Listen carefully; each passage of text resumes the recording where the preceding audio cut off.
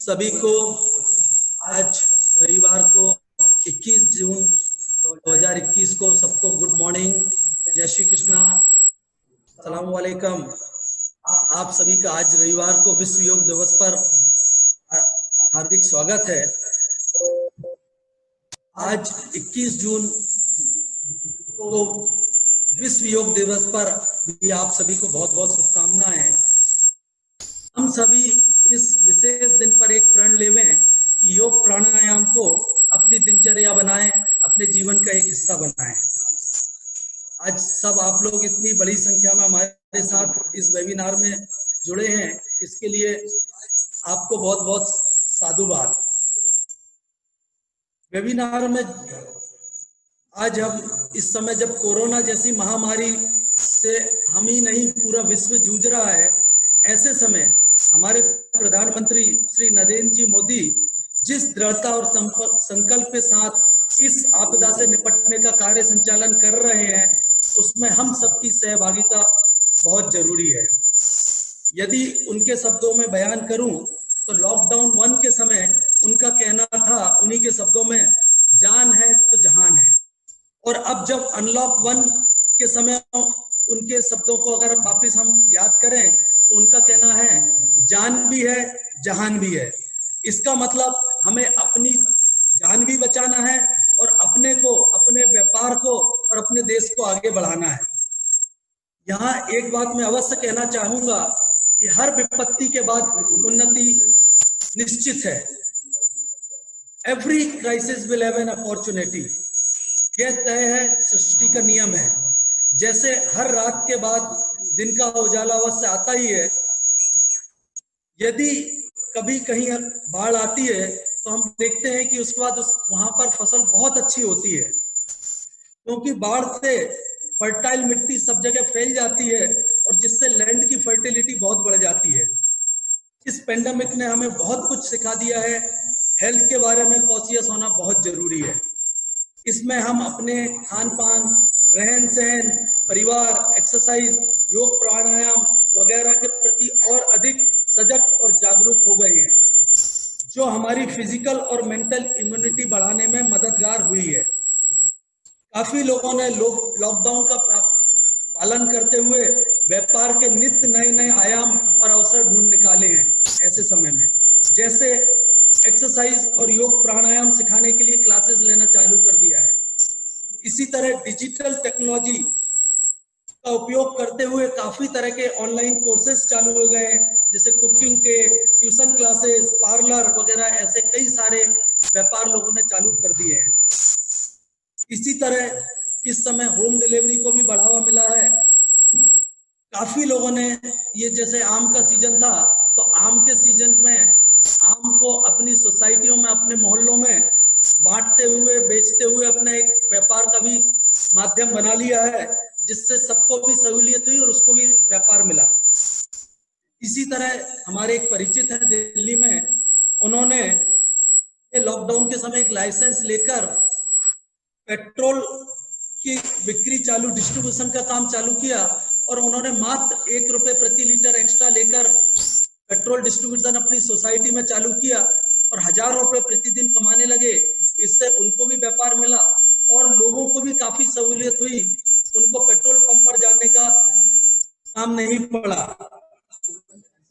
इसी तरह हमको काफी अच्छे अच्छे इस समय साधन ढूंढने पड़ेंगे और आगे बढ़ना पड़ेगा। अतः हमें भी अपनी रूढ़िवादिता को छोड़कर जो भी नई नई अपॉर्चुनिटी मिल रही हैं, अवसर आ रहे हैं, उन पर ध्यान दें। तो मैं पुनः कहना चाहूंगा, हर विपत्ति के बाद उन्नति निश्चित है।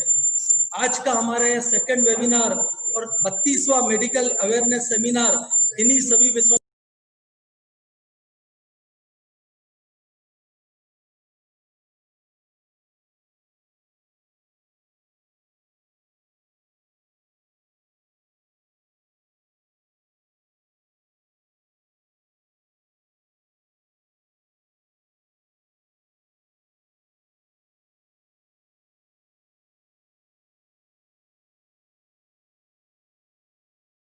को कुछ इन सेमिनार और वेबिनार के बारे में लोगों को अपनी भावनाएं व्यक्त करें।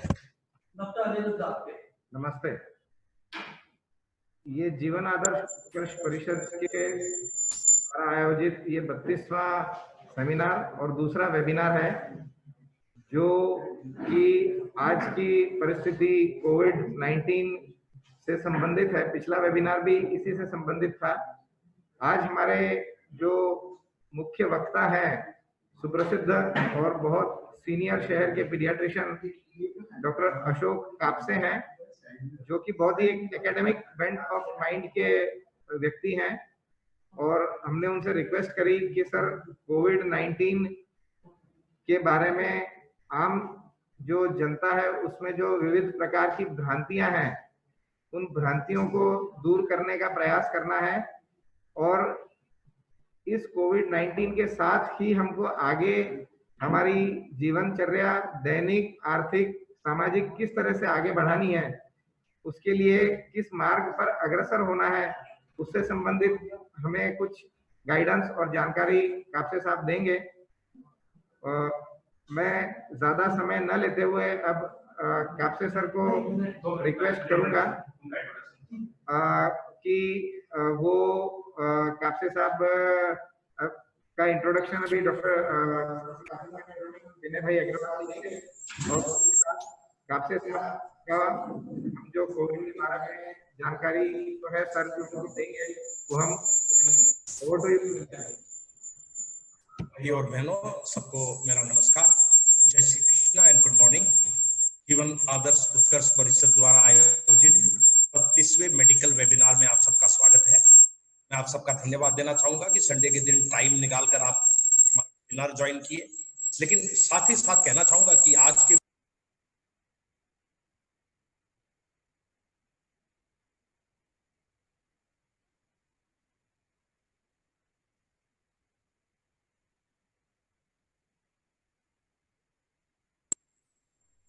वो सूरत के ही नहीं बल्कि इंडिया लेवल के एक बड़े प्रसिद्ध डॉक्टर है। मैं डॉक्टर आपते का धन्यवाद देना चाहूंगा, जिनके कारण अनिरुद्ध आपते जी, जिनके कारण हम ये सेमिनार और वेबिनार स्टार्ट किया था और उनके मार्गदर्शक पे आगे करते आ रहे हैं। मैं मेरे कलीग श्रीकांत जी मुंद्रा, अतुल भांगड़ जी, पूरी टीम का धन्यवाद देना चाहूंगा, जिनके कारण हम ये व्यवस्थित रूप से ये वेबिनार कर सकते हैं। नॉर्मली हमारा वेबिनार 3 महीने में होता है, सेमिनार या वेबिनार, लेकिन 7 अप्रैल को लॉकडाउन के कारण नहीं हुआ, तो हमने स्ट्रेस और ट्रॉमा के ऊपर 2 हफ्ते पहले लिया। और इतने शॉर्ट गैप में इसलिए लेना पड़ा कि बड़ी रेलेवेंट और इम्पोर्टेंट टॉपिक है आज के लिए कोविड-19, इसलिए हमें इतने शॉर्ट इंटरवल में एक और वेबिनार करना पड़ा।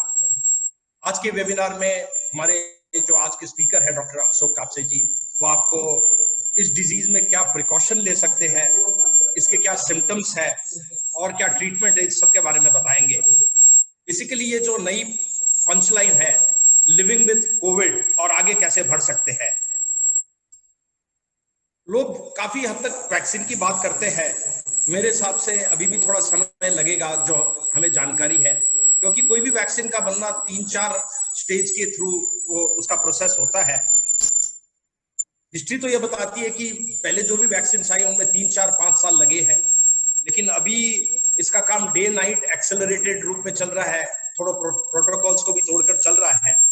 और अच्छी बात यह है कि एक मॉडर्ना और AstraZeneca 2 company already 3rd stage of trial में चली गई है, जहां वो लोग 30,000 आदमी का सैंपल बहुत ही जल्द करने जाएगी। इनका कहना है कि हम 3rd क्वार्टर में ये वैक्सीन का काम मतलब कंक्लूड कर देंगे और 3rd क्वार्टर या 1st quarter of next year तक 2 बिलियन मतलब 200 करोड़ शॉट्स हम रेडी कर देंगे। सेरेवेक, जर्मनी और काफी कंपनी इसमें साथ लगी हुई है जो वैक्सीन पे ट्रायल कर रही है। तो आने वाले 6 महीने के अंदर या एक रीजनेबल टाइम में हमें वैक्सीन का जरूर ब्रेक थ्रू आएगा। साथ ही साथ जो ट्रीटमेंट है उसमें भी बहुत फर्क आ रहा है। अभी ब्रिटेन में एक स्टेरॉइड उन्होंने सीरियस पेशेंट्स के लिए अप्रूव किया है, जिससे मोर्टेलिटी रेट में काफी ड्रॉप है। और इंडिया में भी अभी वो मेडिसिन जो फैब फ्लू इंट्रोड्यूस हुई है। तो मेरे को लग रहा है कि विद द टाइम वायरस का जैसे जैसे बिहेवियर पता चलेगा, अपने को फास्टर रिकवरी और लोअर मोर्टेलिटी मिलेगी, जो आज आपको सब डॉक्टर साहब बताएंगे। अब संक्षिप्त में मैं आपको डॉक्टर अशोक कापसे जी के बारे में बताना चाहता हूँ। सबसे पहले तो मैं उनको धन्यवाद देना चाहूंगा कि वो आज हमारे इस वेबिनार में के मुख्य स्पीकर और वो इमीडिएटली हमारे वेबिनार में पार्टिसिपेट करने के लिए रेडी हुए। आपने एमडी 1974 जीआरएमसी ग्वालियर से की, 40 साल से ऊपर आपकी मेडिकल प्रैक्टिस हो चुकी है। आप बहुत respected and you are pillar of medical fraternity of Surat and Gujarat. आप एक्स नेशनल चेयरपर्सन रह चुके हैं आईएपी इन्फेक्शन डिजीज चैप्टर के, एक्स प्रेसिडेंट रह चुके हैं आईएपी सूरत और आईएपी गुजरात के, first to report about dengue outbreak in western India way back in 1988 and this was confirmed by NIV and CDC, awarded 9 oration award by different academics, Medical Excellence Award 2013 by India Today Group for research in dengue, delivered more than 500 lecture in various conferences and CMEs, and a lot of these were in global platform. Can't have a better speaker on today's subject, an intellect, a genius and master of infectious disease. We are proud and privileged to have in Surat, and we are blessed that Dr. Kapse is today's speaker. Thank you very much, Doctor. Over to Dr. Kapse. अब doctor Kapse साहब से request करूंगा आज का webinar को आप lead role करें। Doctor Ashok Kapse sir.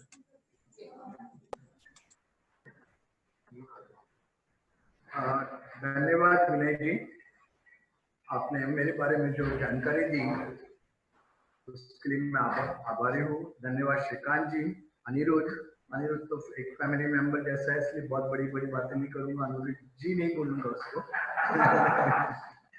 और ऑफ कोर्स आपका जो मंच है जीवन उत्कर्ष आदर्श परिषद, सब मेंबर्स को उस मंच के मेरा बहुत साधुवाद धन्यवाद कि आप इस तरह की इतनी अच्छी एक्टिविटी सूरत शहर में कर रहे हैं, जो लोगों को मेडिकल हेल्थ के बारे में अच्छी जानकारी मिलती है।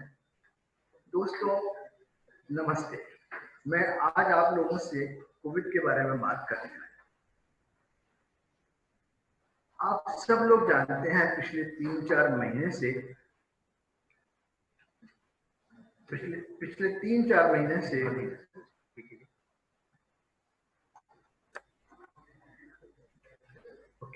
पिछले 3-4 महीने से ये बीमारी हम लोग के साथ में है। अभी हम लोग किस हालत में है उसकी अपन थोड़ी जानकारी लेंगे और इसके आगे अपने को क्या करना है, कैसे करना है, ये भी एक बहुत महत्वपूर्ण विषय है। मेरे कुछ विचार मैं इस मामले में आपसे रखना चाहूँगा। आप लोग सब जानते हैं दिसंबर 2019 में पिछले साल वो चीन के वुहान शहर में कुछ लोग निमोनिया में मरे। उनमें से ये डिटेक्ट हुआ कि बहुत इन केसेस को एक नया ही वायरस जिसे कोरोना वायरस बोलते हैं उसका निमोनिया हुआ है। ये बीमारी चालू तो वुहान से हुई, ऐसा लग रहा था कि शायद वहीं पे रह जाएगी। धीरे धीरे चाइना से बीमारी ताइवान गई, आजू बाजू के लोग कंट्रीज में गई, थाईलैंड में। उसके बाद में सबसे बड़ा प्रॉब्लम आया जब इटली में बीमारी और बहुत सारे लोग इटली में बीमार हुए और बहुत सारे लोग उसमें मरे। तब जरा हमको चौकन्ना होगी कि ये बीमारी शायद पूरे विश्व में घूम सकती है और WHO ने भी उसे पैंडेमिक का नाम दिया। बहुत दिनों से आर्गुमेंट चल रहा है बीमारी कैसे शुरू हुई, बैट में से निकली कि लैब में से निकली।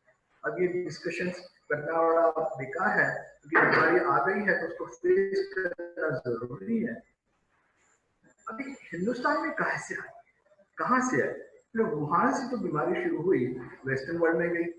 आजकल वर्ल्ड इतना छोटा हो गया है कि 24 घंटे में कोई बीमारी वर्ल्ड के एक कॉर्नर से दूसरे कॉर्नर में जा सकती है। हमारे देश में भी ऐसे ही बहुत सारे लोग वेस्टर्न वर्ल्ड से आए, हमारे खुद के लोग वेस्टर्न वर्ल्ड से आए। उन लोगों में से कुछ लोग ये जो कोरोना वायरस है अपने देश में लेके आए। ये जो वायरस है उनके फैमिली मेंबर्स को लगा। ये आदमी बाहर निकले, कोई मॉल में चले गए, कोई बाहर घूमने चले गए, मंदिर में चले गए, चर्च में चले गए, वहां पे कुछ लोगों को इन्फेक्शन लगा। ये सेकेंडरी स्प्रेड था। ये लोग कम्युनिटी में घूमना चालू हुए तो ये धीरे धीरे धीरे धीरे करके ये सारा जो है बीमारी पूरे शहर में, पूरे देश में फैलना चालू। इस तरह से आज हमारे देश में हम देखते हैं कि प्रैक्टिकली पूरे देश में बीमारी का फैलाव है। हालांकि कुछ जगह पे बीमारी जरूरत से बहुत ज्यादा है। कैसे फैलती है बीमारी? एक व्यक्ति है, उसे कोरोना की बीमारी हुई, कुछ छींक आ सकती है, खांसी आ सकती है। जैसे ही वो छींकता है, उसकी छींक के साथ में, खांसी के साथ में बहुत सारी हवा बाहर निकलती है। वो हवा के साथ में जैसे कफ के, म्यूकस के छोटे छोटे पार्टिकल होते हैं, वो पार्टिकल के अंदर वायरस ये बाहर निकला। अब ये पार्टिकल्स है, नेचुरली जो पार्टिकल चीज होगी वो ऊपर जाएगी और फिर नीचे गिरेगी ग्रेविटेशनल फोर्स से, तो वो नीचे गिरना चालू हो जाती है। अगर कोई आदमी इस व्यक्ति के पास में है, 1 फीट के अंतर पे, 1.5 फीट के अंतर पे, तो ये जो ब्लास्ट बाहर निकला है, जो ड्रॉप्स बाहर निकली हैं, उसके शरीर पे आएंगी, उसके चेहरे पे आएंगी और उसको इन्फेक्शन लगेगा। अब कोई व्यक्ति सपोज दूर खड़ा है, 1-2 मीटर दूर खड़ा हुआ है, 3 मीटर दूर खड़ा हुआ है, वहां तक ये ब्लास्ट नहीं जाएगा, तो ऑब्वियसली वो आदमी बच जाएगा। अब ये ड्रॉप्स कहाँ गए? नीचे गिरने चालू हुए। मैंने यहाँ पे छींक खाई, तो छींक में से तो बाहर निकला, वो मेरे यहाँ डेस्कटॉप पे गिरा, मेरे जो है टेबल पे गिरा, मेरे आजू बाजू की चीजें हैं उसमें लगी, मेरा हाथ उन चीजों को लगेगा और गलती से अगर वो मैंने अपने फेस के आजू बाजू ले गया, नाक पे ले गया, तो बीमारी इस तरह से हुई। तो इसे हम बोलते हैं सरफेस कांटेक्ट। तो सरफेस कांटेक्ट से और ड्रॉपलेट इन्फेक्शन से ये बीमारी अब एक सवाल ये आ गया, हम लोगों थोड़ी गफलत में है, कुछ गलतियां कर रहे हैं। इसमें इवन WHO भी गलतियां कर दिया। हम लोगों ने ये मान लिया कि बीमारी ड्रॉपलेट से आती है, तो सिर्फ अगर हम डिफरेंस रखेंगे 2 फीट का या 2 मीटर का, तो ये बीमारी नहीं होगी। पर हम ये भूल गए कि जब भी ऐसे ड्रॉपलेट्स बाहर निकलते हैं, उन ड्रॉपलेट्स में कुछ ड्रॉपलेट की साइज बहुत छोटी होती है, जिसे हम माइक्रो ड्रॉपलेट्स कहते हैं। ये माइक्रो ड्रॉपलेट्स हवा में डिस्पर्स करते हैं, हवा के साथ में घूमते जाते हैं, और ये हवा जब जाएगी तो हवा के साथ में ड्रॉपलेट्स जो है, छोटे माइक्रो ड्रॉपलेट्स हैं, वो डिस्पर्स होंगे। फिर वो 2 मीटर का जो कॉन्सेप्ट है गलत हो गया। ये 4 मीटर भी जा सकते हैं, 8 मीटर भी जा सकते हैं, हवा के डायरेक्शन में और ज्यादा जा सकते हैं। कब तक रहेंगे ये वहां पे? हो सकता है आधा घंटे रहे, हो सकता है 2 घंटे रहे, हो सकता है 3 घंटे रहे। अगर खुली जगह है तो नेचुरली डिस्पर्स फास्ट हो जाएंगे। अगर कन्फाइंड प्लेस है तो नेचुरली वो जो हवा के साथ में घूम रहे होंगे वो वातावरण का हिस्सा हो जाएंगे। तो एयरबॉर्न इन्फेक्शन भी होता है। और ये जो एयरबॉर्न इन्फेक्शन है, उस क्या मतलब है इस बात का, क्या इंपॉर्टेंस है इस बात का? देखिए, WHO ने बहुत पहले क्या एक हमको इंस्ट्रक्शन दी, ये क्लोज कॉन्टेक्ट ही होगा तो जनरल पब्लिक को मास्क पहनने की जरूरत नहीं। पर अगर आप समझिए, अगर ये एयरबॉर्न है और सपोज एक 100 मीटर की एरिया में वो हवा के साथ में डिस्पर्स हो रहा है, तो 100 मीटर में जितने लोग हैं सबको इन्फेक्शन लग सकता है। तो इसे बहुत जरूरी है कि हर कोई इंसान मास्क पहने। अगर बिगिनिंग से ये इंस्ट्रक्शन होती कि हर कोई इंसान मास्क पहनना है, तो शायद ये 2 गज की दूरी की जगह हमने उसके ऊपर ज्यादा स्ट्रेस दिया होता और बीमारी कम फैलती। देखिए, ये पिक्चर में आपको जो दिखा रहा हूँ कि जो पहले पिक्चर में था, ए और बी आदमी को इन्फेक्शन लग रहा था, अब सी आदमी जो है करीबन 5 मीटर दूर खड़ा है, वो भी इन्फेक्ट हो सकता है। तो एरोसॉल जिस कहते हैं, वो भी एक इम्पॉर्टेंट मोड है ट्रांसमिशन का, और इस बात को हमको पूरा ध्यान में रखने का है। आधा घंटा, 1 घंटा भी एरोसॉल के वातावरण में अगर हम रहते हैं तो बीमार। सरफेस पे जो वायरस का कितनी देर तक रहेगा?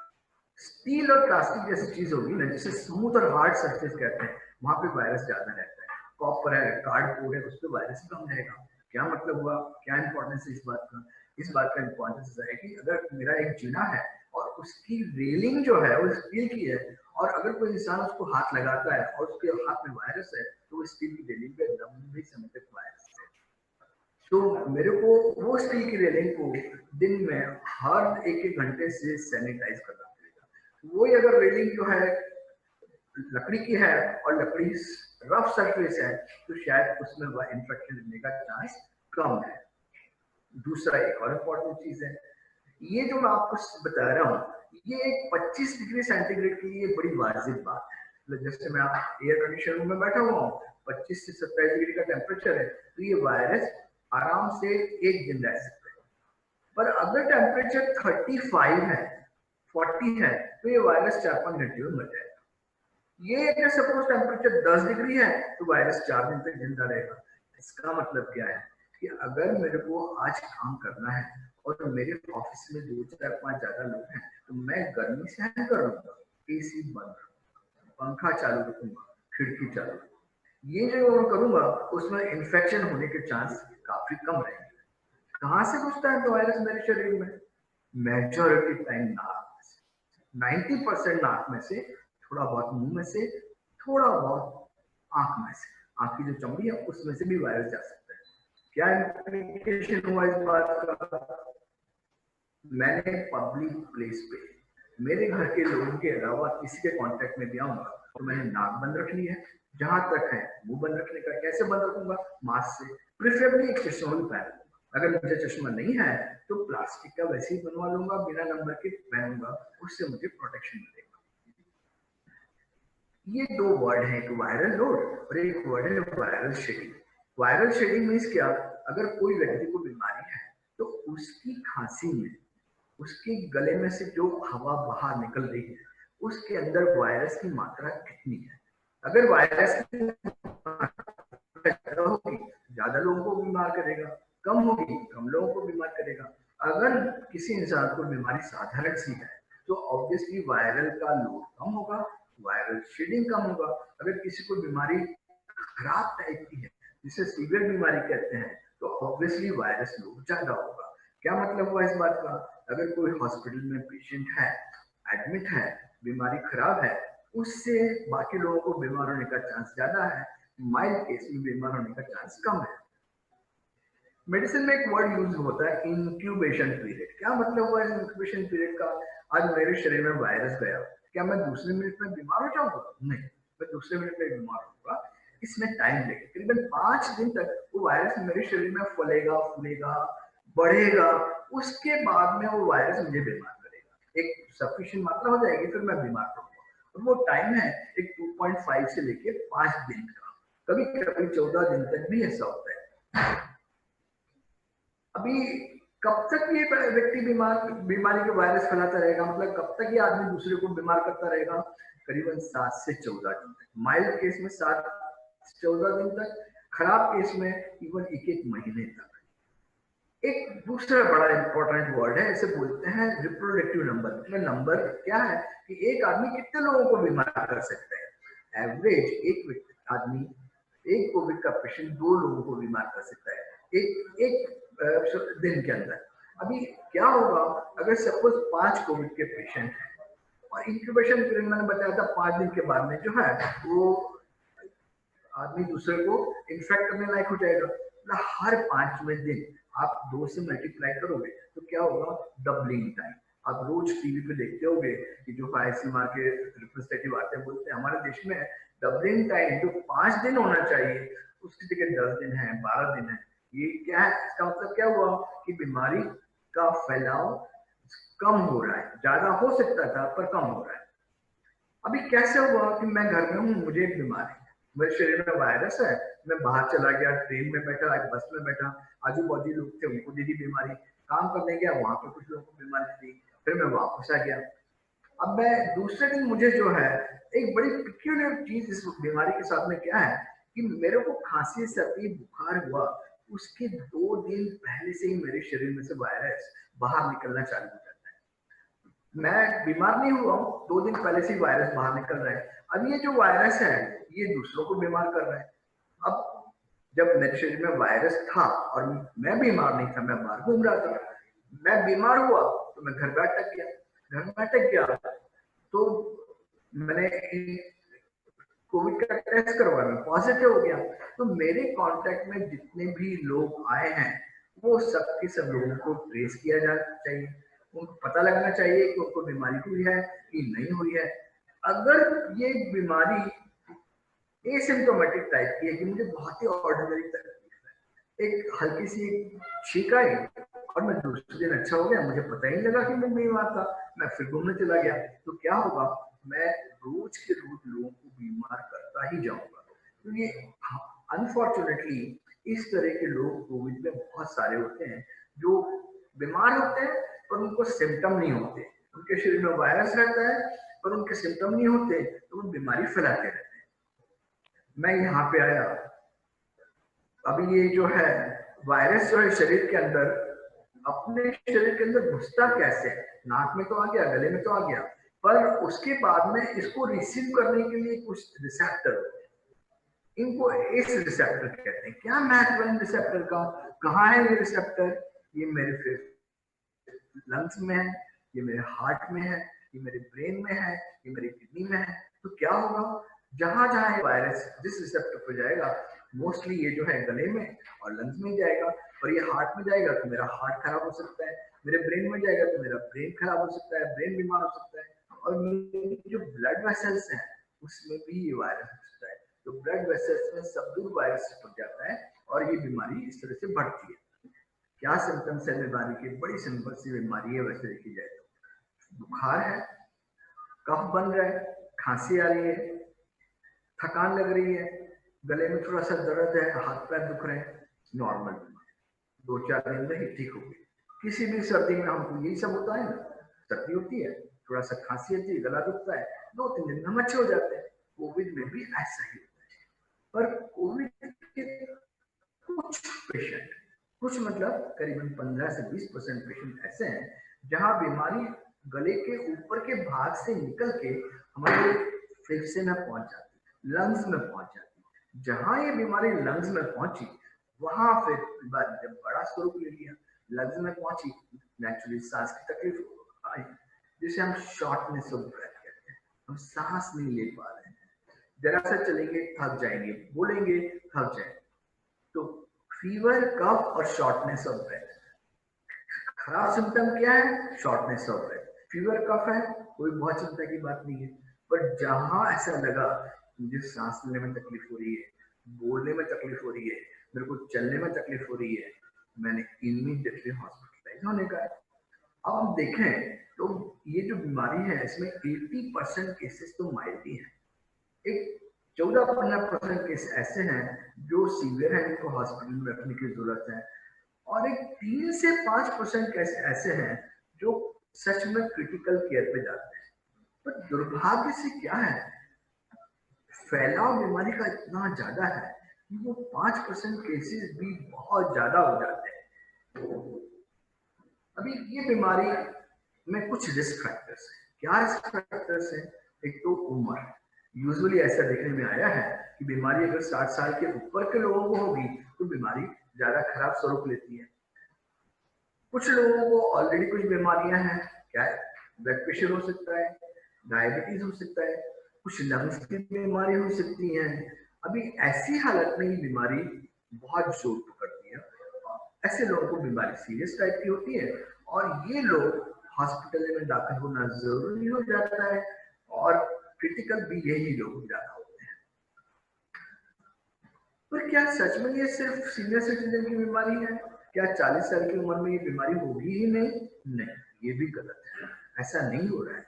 ये एक स्टडी है चाइना से, अभी आप इसमें देखें ना तो ये 25 से 49 उम्र की जो उम्र के लोग हैं उसमें 60% लोग वार्ड में एडमिट हुए हैं, पर एक 30-35% लोग ऐसे हैं जिनको आईसीयू में जाने की जरूरत पड़ी। मैं 25 से 49 की उम्र की बात कर रहा हूँ, मतलब 25 साल में भी कुछ लोग ऐसे हो सकते हैं जिनको इंटेंसिव केयर की जरूरत पड़े। 50 साल के बाद में जो है और 60 साल के बाद में इसकी मात्रा और बढ़ती जाती है। क्या है बच्चों में क्या हालत है? मैं चाइल्ड स्पेशलिस्ट हूँ, बहुत खुश हूँ, बेहद खुश हूँ। क्यों खुश हूँ? कि एक बच्चों के लिए उनका चाइल्ड्स प्ले है, कुछ नहीं है। बच्चों को ये बीमारी होती है तो बड़ी मामूली सी सिंपल सी सर्दी, सिंपल सी खांसी, सिर्फ सर्दी खांसी सिंपल नहीं है, उनसे दूसरे लोगों को बीमारी फैलने का चांस भी बहुत कम है ना। कुछ अजीब सी बात हाँ है, पर फैक्ट यही है कि एक बच्चे से दूसरे बच्चे को बीमारी लगने का चांस कम है, एक बच्चे से बड़े आदमी को बीमारी लगने का चांस कम है। इतना ही नहीं, बड़ा आदमी अगर बीमार होता है ना तो उसकी गले के अंदर वायरस 14-15 दिन तक रहता है। बच्चों में वायरस 5 दिन में क्लियर हो जाता है। तो बच्चों को ईश्वर ने कुछ ऐसी शक्ति दी है कि वो इस बीमारी के आगे बड़े आराम से लड़ सकते हैं। उनका जो इम्यून सिस्टम है वो, जिसे हम नोवेल पैथोजन कहते हैं, मतलब जो पहली बार बीमार कर रहा है, इस तरह का जो वायरस है, कोरोना वायरस नोवेल वायरस है, क्योंकि अभी पैदा हुआ है। इसके अगेंस्ट झगड़ने की ताकत बच्चों में एडल्ट से ज्यादा होती है। तो बच्चे इस बीमारी में प्रैक्टिकली बड़े लोगों से बहुत ज्यादा सेफ है। कैसे डायग्नोसिस करते हैं? कुछ स्पेशल टेस्ट करनी पड़ती है। क्या है ये टेस्ट? इस टेस्ट को बोलते हैं आरटीपीसीआर। आजकल सबके मुंह पे है ये वर्ड आरटीपीसीआर। कैसे क्या करते हैं? डॉक्टर्स जो हैं आपकी नाक में जो थूक है वो एक स्टिक से निकालते हैं, गले से निकालते हैं। वो जो थूक है उसकी टेस्टिंग होती है कि उसके अंदर वायरस के पार्टिकल्स हैं कि नहीं। अभी ये जो टेस्ट है ये डेवलप होते होते थोड़ा टाइम लगा। हमारे देश में भी इनिशियली जो है इस टेस्ट की बहुत सारी किट्स नहीं थी, तो नेचुरली थोड़ा रुक रुक के टेस्ट करना पड़ा। कुछ लोगों में टेस्ट हुआ। अभी सब लोग बहुत गालियां देते हैं इंडियन गवर्नमेंट को कि भाई जो है इनएडिक्वेट टेस्टिंग किया, इनएडिक्वेट टेस्टिंग किया, अमेरिका में इतना किया, कोरिया में इतना किया। भाई हमारे यहाँ एक एक शहर 250 लाख का है। आप दिल्ली को देखें, पॉपुलेशन 250 लाख, 250 लैक्स। आप बॉम्बे देखो 250 लैक्स। अरे 250 लैक्स डायग्नोस्टिक किट आप लाओगे कहां से? कौन सी कंपनी इतनी सारी किट बनाएंगी? 135 करोड़ का देश है, इतने लोगों के लिए डायग्नोस्टिक किट्स लाओगे कहां से? और इस किट की इमीडिएटली सारे पूरे वर्ल्ड को जरूरत पड़ी। सिर्फ मेरा देश थोड़ी बीमार है, अमेरिका बीमार है, यूरोप बीमार है, अफ्रीका बीमार है, सभी को तो किट की जरूरत है। सो ऑब्वियसली हमको रुक रुक के संभाल के जिनको ज्यादा जरूरत थी उनको टेस्टिंग करना पड़ा। हाँ उसके ड्रॉबैक जरूर है, पर क्या कर सकते हैं ऐसी हालत में? अभी आप देखिए आज सुबह का डाटा है 64,27,000 अपन डेथ कर सके। अरे इतनी तो कितने सारे यूरोप की देशों की पॉपुलेशन नहीं है। इतने टेस्ट हम आज कर चुके हैं, उसमें से 38,000 केस जो है पॉजिटिव आए हैं। इसका मतलब क्या हुआ? आज हमारे देश में करीबन 16.8% केस जो हम टेस्ट कर रहे हैं वो पॉजिटिव आ रहा है। मतलब बीमारी का फैलाव धीरे धीरे बढ़ता जा रहा है। ये नंबर आज से 3 वीक पहले 31 मई को 5-6% हुआ करता था। अनलॉकिंग के बाद में ये बहुत तेजी से बढ़ा है। इस बारे में अपन आगे बात करेंगे। अभी क्या हुआ? बीमारी फैली, बीमारी का डिटेक्शन चालू हुआ, तो गवर्नमेंट ने डिसीजन लिया कि जितने पेशेंट को बीमारी डिटेक्ट हुई है उनको बीमारी साधारण टाइप की है कि बड़ी टाइप की, सबको हॉस्पिटलाइज करो, मैंडेटरी हॉस्पिटलाइजेशन। हर व्यक्ति, अब बहुत से इसमें से ऐसे लोग थे जिनको वास्तविक बीमारी बहुत ही मामूली थी, उनको कुछ भी नहीं था। अभी इन लोगों को अपने हॉस्पिटल लगना चालू किया। वहां पे एक वार्ड में 250 लोग पड़े हुए हैं। कहां से आप इतना सारा स्टाफ लाओगे? कहां से आप हेल्थ केयर वर्कर्स लाओगे? कैसे केयर करोगे? पर ये मैंडेटरी हॉस्पिटलाइजेशन पॉलिसी में दूसरा एक मैसेज लोगों को क्या गया कि बीमारी बहुत खराब है। क्या होता था, एक सोसाइटी में एक आदमी को हुआ, गवर्नमेंट की एम्बुलेंस आएगी, उसको लेके हॉस्पिटल जाएगी, वो सारी की सारी बीमारी बिल्डिंग जो है क्वारंटाइन में चली। लोगों को इस बात का एहसास होने लगा कि ये बीमारी तो बड़ी भयंकर है। मतलब घर का आदमी भी जो है वो आदमी के पास नहीं जा सकता, उसको छोड़ना हॉस्पिटल नहीं जा सकता। गवर्नमेंट की वो लेके जाएगी, 7 दिन के बाद में, 10 के बाद में आपको वापस कर देगी। एक ऐसा मैसेज सोसाइटी में गया, ये छूत जैसी बीमारी है, बहुत भयंकर बीमारी है। जिसके घर में बीमारी हो उसके सामने लोगों ने देखना बंद कर दिया, उसके दरवाजे बंद हो गए। तो ये जो सिचुएशन हुई वो भी अपन आगे डिस्कस करेंगे। मैं बिगिनिंग से कह रहा हूँ कि ये सब गलत है। अमेरिका में, यूके में उन्होंने क्या पॉलिसी ली कि जो पेशेंट एसिम्प्टोमेटिक है, माइल्ड डिसीज वाले हैं, अरे माइल्ड मुझे सर्दी है, मुझे क्यों हॉस्पिटल में दाखिल करना, मैं घर पे रहूंगा, मुझे घर में क्वारंटीन कर दो, मैं घर में क्वारंटीन होकर रहूंगा, 7-10 दिन रहूंगा, ठीक हो जाऊंगा। बीमारी तो 3 दिन के बाद ही ठीक हो जाती है। मॉडरेट जो है तो थोड़ी सांस की तकलीफ है, उनको आप एडमिट करो, तो उसमें एडवांटेज क्या है कि आज मेरे शहर में अगर 100 केस होते हैं तो उसमें से 10 पेशेंट एडमिट होते हैं। होता क्या है, हम 100 के 100 पेशेंट को एडमिट कर रहे हैं, रोज के 100 पेशेंट में कहाँ एडमिट करूंगा, कितनी जगह लाऊंगा, पूरे सिटी के सारे हॉस्पिटल भी मिला लो तो भी जो है मिलेगी। ये दिल्ली में हो रहा है, ये मुंबई में हो रहा है। अभी ट्रीटमेंट जहां मैंने बोला, लोगों ने क्या जवाब मिलते थे, कोविड की तो कोई ट्रीटमेंट ही नहीं है, कोई एंटीवायरल ड्रग ही नहीं है। अब कोविड की कोई ट्रीटमेंट नहीं है, इसका मतलब जिस इंसान को कोविड हुआ उसको इस बात ऐसा लगा कि मैंने तो मर ही जाना है। ये जो बीमारी है इतनी भयंकर बीमारी है, और मेडिकल साइंस बोलते हैं कि मेरे पास में ट्रीटमेंट ही नहीं है। नो ट्रीटमेंट का मतलब है मेरे पास में नो एंटीवायरल ट्रीटमेंट। अपने शहर में डेंगू 87 में पहली बार पता चला, 87 में मतलब करीबन 32-33 साल पहले। तब से लेके आज तक डेंगू के अगेंस्ट में मेरे पास में कोई एंटीवायरल ड्रग नहीं है, पर मैं हर साल हजारों पेशेंट डेंगू की ट्रीट करता हूँ और सब ठीक हो जाते हैं। एक एंटीवायरल दवा नहीं होना और मैनेजमेंट नहीं होना, इन दो बातों में बड़ा फर्क है। मेडिकल साइंस के पास में मैनेजमेंट है, एंटीवायरल मेडिसिन नहीं है, पर मैनेजमेंट पूरा है। 99% केसेस में ऐसा होता है कि मेरे शरीर की जो इम्यूनिटी है वो इम्यूनिटी बीमारी से झगड़ लेती है। सिर्फ इतना है कि वो इम्यूनिटी शरीर में पैदा हो। ये जो टाइम पीरियड है 7 दिन का, 10 दिन का, इतने समय में पेशेंट को मैनेज कर लो, वो पेशेंट अच्छा हो जाता है। तो कोविड की ट्रीटमेंट नहीं आने का मतलब ये नहीं है कि कोविड के पेशेंट को मैनेज नहीं कर सकते हैं, बिल्कुल कर सकते हैं, कर रहे हैं, और बहुत सारे पेशेंट रोज जो बढ़ जा रहे हैं वो मैनेज होके जा रहे हैं।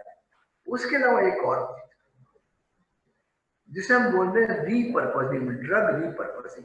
क्या एग्जैक्टली मीनिंग है ड्रग रीपर्पजिंग का?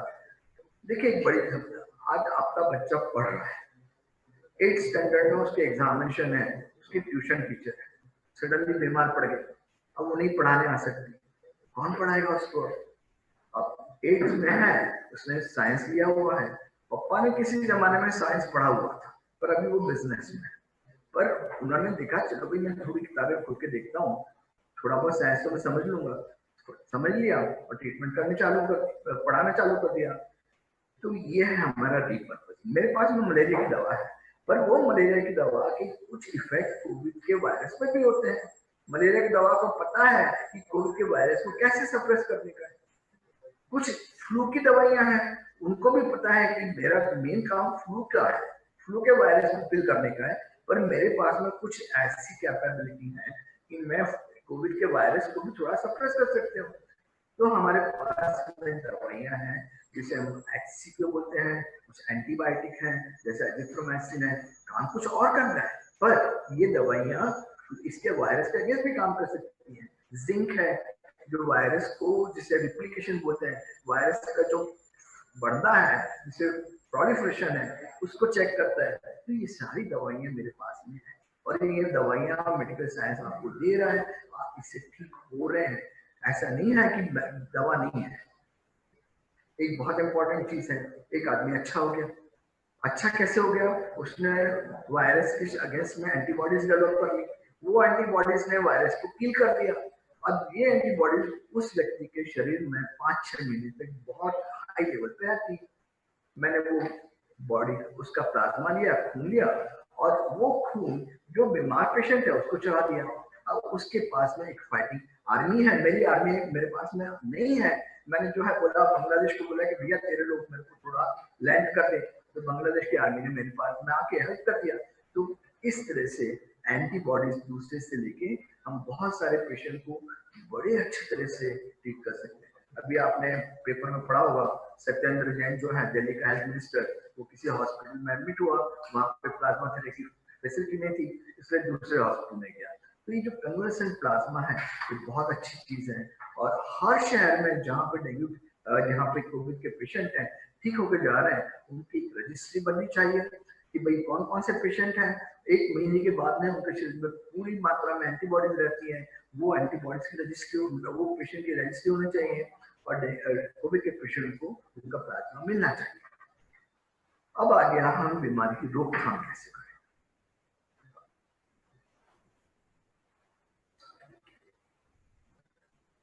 वही सवाल आ गया, लोग बात चिल्ला रहे हैं वैक्सीन नहीं है, वैक्सीन नहीं है, वैक्सीन नहीं है। वैक्सीन नहीं आने वाला है 2-3 साल तक।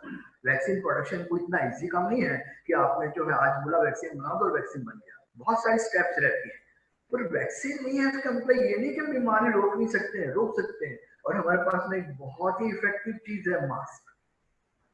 अगर मेरा नाक और मुंह बंद है तो वायरस की बॉडी में एंट्री बंद है, और वायरस की एंट्री बंद होगी तो मास्क जो है वैक्सीन का ही काम करना है।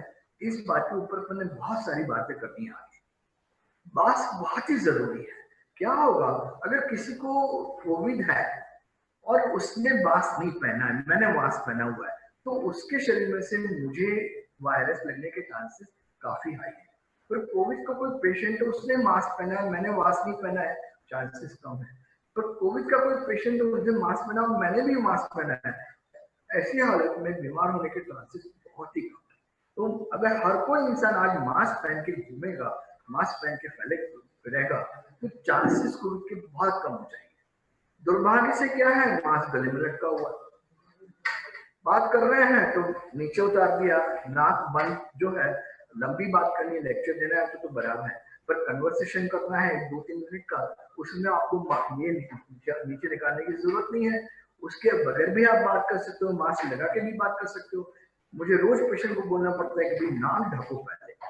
ढीला ढाला सा मास्क है, ऊपर से भी हवा जा रही है, साइड से भी हवा जा रही है, नीचे से भी जा रही है, ठुड्डी खुली हुई है, तो प्रॉपर मास्क पहनना। क्या होना चाहिए प्रॉपर मास्क? एक बड़े साइज का मास्क, एटलीस्ट नाक मिडवे तक ढकी हो, ठुड्डी ठुड्डी ढकी हो, यहाँ से टाइटली बंद हो साइड से, जिससे हवा अंदर नहीं जाए। अगर ऐसा आप मास्क पहनते हैं तो आपको प्रैक्टिकली वैक्सीन जितनी सिक्योरिटी है। हाँ, छोटे बेबीज बहुत डीप सांस नहीं ले सकते हैं, तो उनको हमने मास्क नहीं पहनाने का है।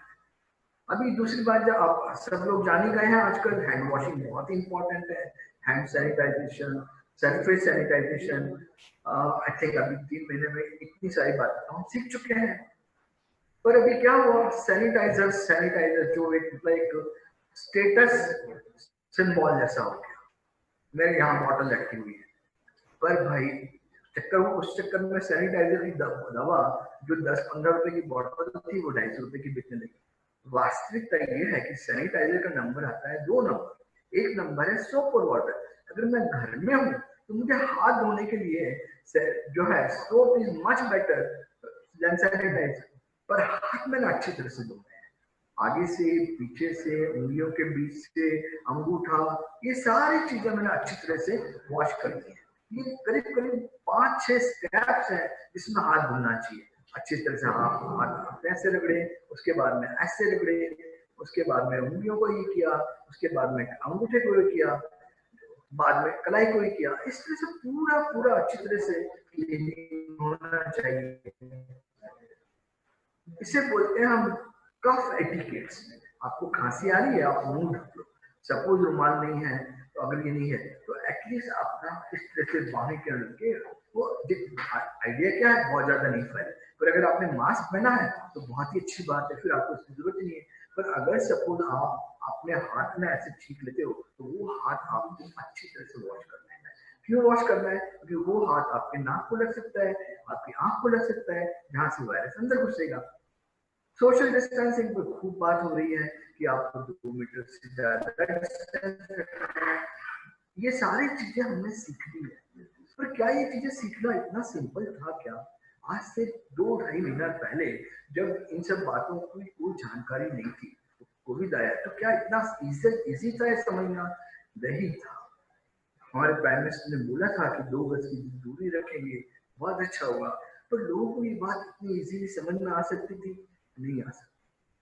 इसके लिए हमको क्या करना पड़ा? पूरे देश को लॉकडाउन में डाला। पूरा देश लॉकडाउन में चला गया। क्या उसका पर्पस था? एक पर्पस ये था कि सोशल डिस्टेंसिंग हो जाए, वायरस कम फैले, और ये सारी चीजें हम सीखें। और ये सीखने के लिए साथ में हॉस्पिटल जो है वो बढ़ाए, हेल्थ केयर वर्कर्स की कैपेसिटी बढ़ाए। ये सारा पर्पस था लॉकडाउन का। घर के अंदर ही रहे, घर के अंदर रहना जो है कोरोना वैक्सीन जैसा इफेक्टिव था, और कुछ हद तक इसने काम भी किया। अब पर्पज ये था कि जो है लोग रोड पे घूमना बंद कर दें तो ऑब्वियसली वायरस जो है कुछ दिनों बाद मर के चला जाएगा। इच्छा तो यही थी कि कुछ सब कुछ ऐसा हो, पर सारी चीजें अपनी मन मर्जी से तो होती नहीं है। ये पीरियड बहुत टर्मोइल का रहा, सोशल टर्मोइल, इकोनॉमिक टर्मोइल, हमारे बहुत सारे वर्कर्स का माइग्रेशन। नतीजा जितना अच्छे होने चाहिए थे उतने हमको मिल नहीं पाए। इकोनॉमी डाउन गई, तो अल्टीमेटली एक लॉकडाउन 2, 3, 4 के बाद में रियलाइजेशन हुआ कि भाई ये जो चीज है हम परमानेंटली नहीं रख सकते। अनलॉकिंग का टाइम आया, फर्स्ट जोन के बाद में अनलॉकिंग किया। 400-500 केस पे हमने लॉकिंग किया था। जब हमने अनलॉकिंग किया तो हमारे पास में करीब 2 लाख की डेथ जो करीब फ्यू थी वो बढ़ के 5,000 से ऊपर हो चुकी थी। तो इसका मतलब ये हुआ कि हमारा लॉकडाउन टोटल फेल हो गया, बेकार में किया, इतना परेशान किया लोग नहीं, ये बात गलत है, ऐसा नहीं हुआ। देखिए आप यूनाइटेड स्टेट्स को, जहाँ पे लॉकिंग बहुत पुअर था, ये करीबन आप देखिए वहां पे मार्च में पहली बार बीमारी डिटेक्ट हुई, फरवरी एंड में, और मार्च में कुछ केसेस आने चालू हुए। 1 महीने के अंदर वो जो केसेस थे वो 30,000 रोज के हुए थे, 30,000 केसेस रोज के। और अमेरिका के अंदर आज जो है कंडीशन है कि उनके पास में 20-25 लाख केस हैं, 1-1.5 लाख लोग उसमें से मर चुके हैं। तो ये अमेरिका की कंडीशन थी। उसके कंपैरेटिवली मैं अपने देश देखूं, ये लॉकडाउन का पीरियड है करीबन 25 मार्च से लेके तो 31 मई का। उस दरमियान हमारे पास में 5,000 केस मैक्सिमम पहुंचे थे, हम 500 से धीरे जैसे अनलॉकिंग किया ऑफकोर्स ये बढ़ना चालू हो गया। तो ऐसा नहीं कि लॉकडाउन फेल हुआ, लॉकडाउन से फायदा हुआ, डेफिनेटली फायदा हुआ। अगर ये 30,000 केस बिगिनिंग में 1 महीने में होते तो शायद हम उनको हैंडल ही नहीं कर पाते। तो फायदा जरूर हुआ पर उतना नहीं हुआ जितना हम सोच रहे थे। जैसे मैंने पहले भी कहा था, थोड़ा सा इसी पहले भी मैंने बोला था कि कोरोना जो है हमने उसको एक बॉम्ब का स्वरूप दे दिया। किसी को छींक आई मतलब पता नहीं क्या हो गया, खांसी आई मतलब पता नहीं क्या होगा, भागो वहां से। एक पेशेंट हुआ, पूरा का पूरा मोहल्ला जो है क्वारंटीन में चला गया। हमारे नेता लोग आके बोलते थे डोंट पैनिक, डोंट पैनिक, पर हुआ क्या, वो डोंट वर्ड लोगों ने सुना ही नहीं, उनके कान पे ही नहीं गया वो वर्ड। हर दूर एक ही वर्ड फैला, पैनिक पैनिक पैनिक। और हमारा मीडिया भी पागल, सुबह से लेके शाम तक 24 घंटे यहाँ पे इतने केस हुए, इतने पुलिस वाले हुए, इतने डॉक्टर गए, इतना ये हुआ, इतना हुआ, सुबह से लेके शाम तक यही सुनना है। क्या ये मेरे देश में हो रहा है? नहीं, अमेरिका में भी यही हालत है, शायद मेरे से ज्यादा खराब हालत है। उनका सेंटर ऑफ डिसीज कंट्रोल छोटा सा रह गया है, centre of spread of mass history बहुत बड़ा हो गया है। पूरे वर्ल्ड में यही हालत है। आज जो मीडिया है इतना पावरफुल जो बन के बैठा हुआ है ना, उसके फायदे भी हैं पर नुकसान भी बहुत है। लोग बाग पागल जैसे खरीदी करने लगे। फॉरेन कंट्री में तो यह हाल है कि इवन टॉयलेट रोल्स नहीं मिल रहे थे। हमारे यहाँ भी हुआ, सब्जी की दुकान, कल से सब्जी नहीं मिलेंगी तो रात को 8 बजे 9 बजे लोग पागल जैसे सब्जी के लिए दौड़ रहे थे। वैसे तो कोई सब्जी खाएगा नहीं, डॉक्टर बोलते हैं कि भाई सब्जी खाओ, तो कोई नहीं खाएगा, बस सब्जी नहीं मिल रहे के नाम से पूरा का पूरा मार्केट के ऊपर लोग टूट पड़े। ये हालत थी।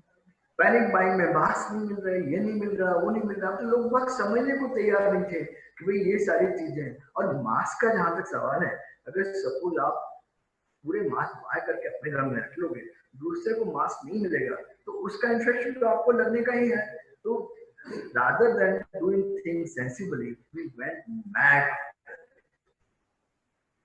पैनिक की ये हालत है। आज ही डॉक्टर अनिल मुझे सुबह बता रहे थे स्ट्रेस हेडेक के केसेस सबसे ज्यादा है।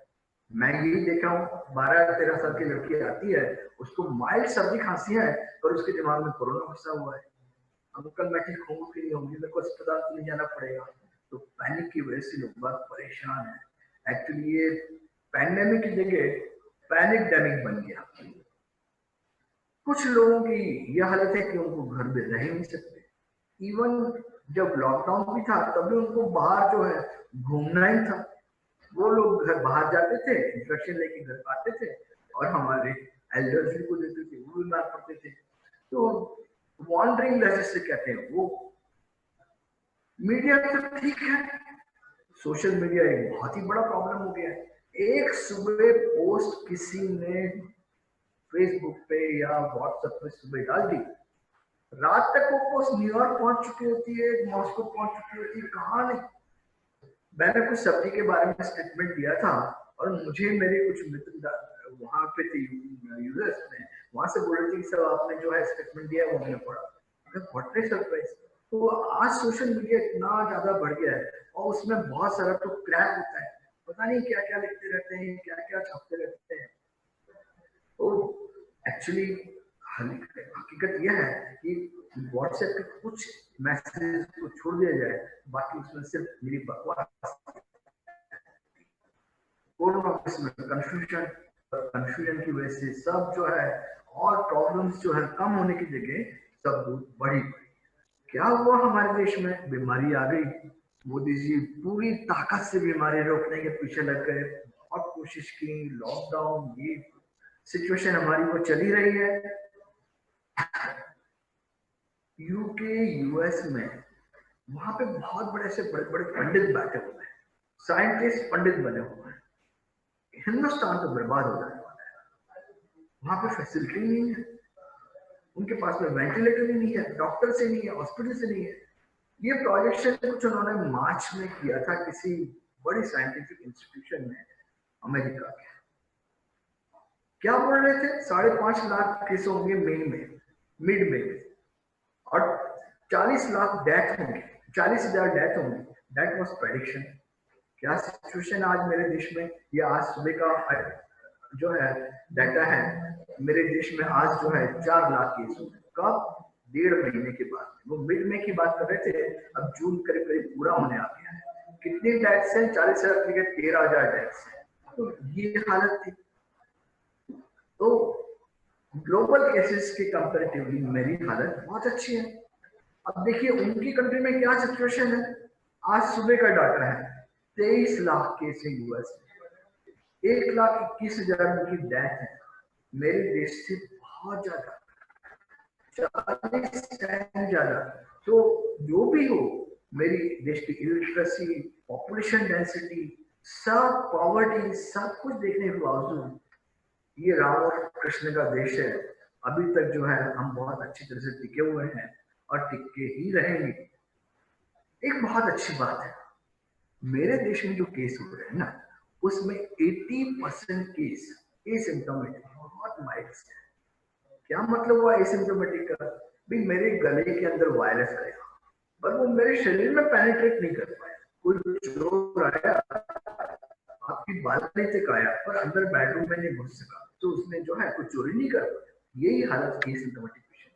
नाक में गले में वायरस है, टेस्ट करो तो वो दिख जाता है कि हाँ, पर वो मेरे लंग्स में नहीं घुस पाया, मेरे गले के अंदर नहीं घुस पाया, तो मेरे को बीमार नहीं कर सकता। अब ये एसिम्प्टोमेटिक पेशेंट्स के कुछ फायदे भी हैं, नुकसान भी है। ऐसा कहा जा रहा है कि अपने देश में जो केसेस हम डिटेक्ट आरटीपीसीआर से कर रहे हैं, उससे 100 टाइम्स 200 टाइम्स केसेस की नंबर ज्यादा है।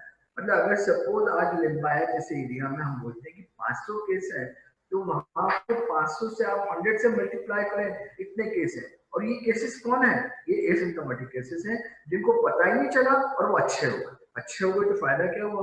सोसाइटी में ये अच्छे हुए लोग जो घूम रहे हैं, उससे बीमारी की फैलाव, स्प्रेड ऑटोमेटिकली कम हो जाएगा। तो फायदा ही फायदा है उसमें।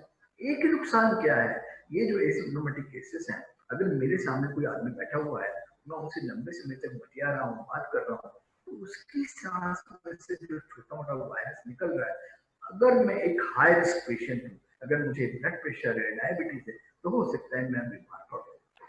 ये आईसीएमआर कह रहा है, हेल्थ मिनिस्ट्री कह रही है कि हमारे केसेस जो है एसिम्प्टोमेटिक।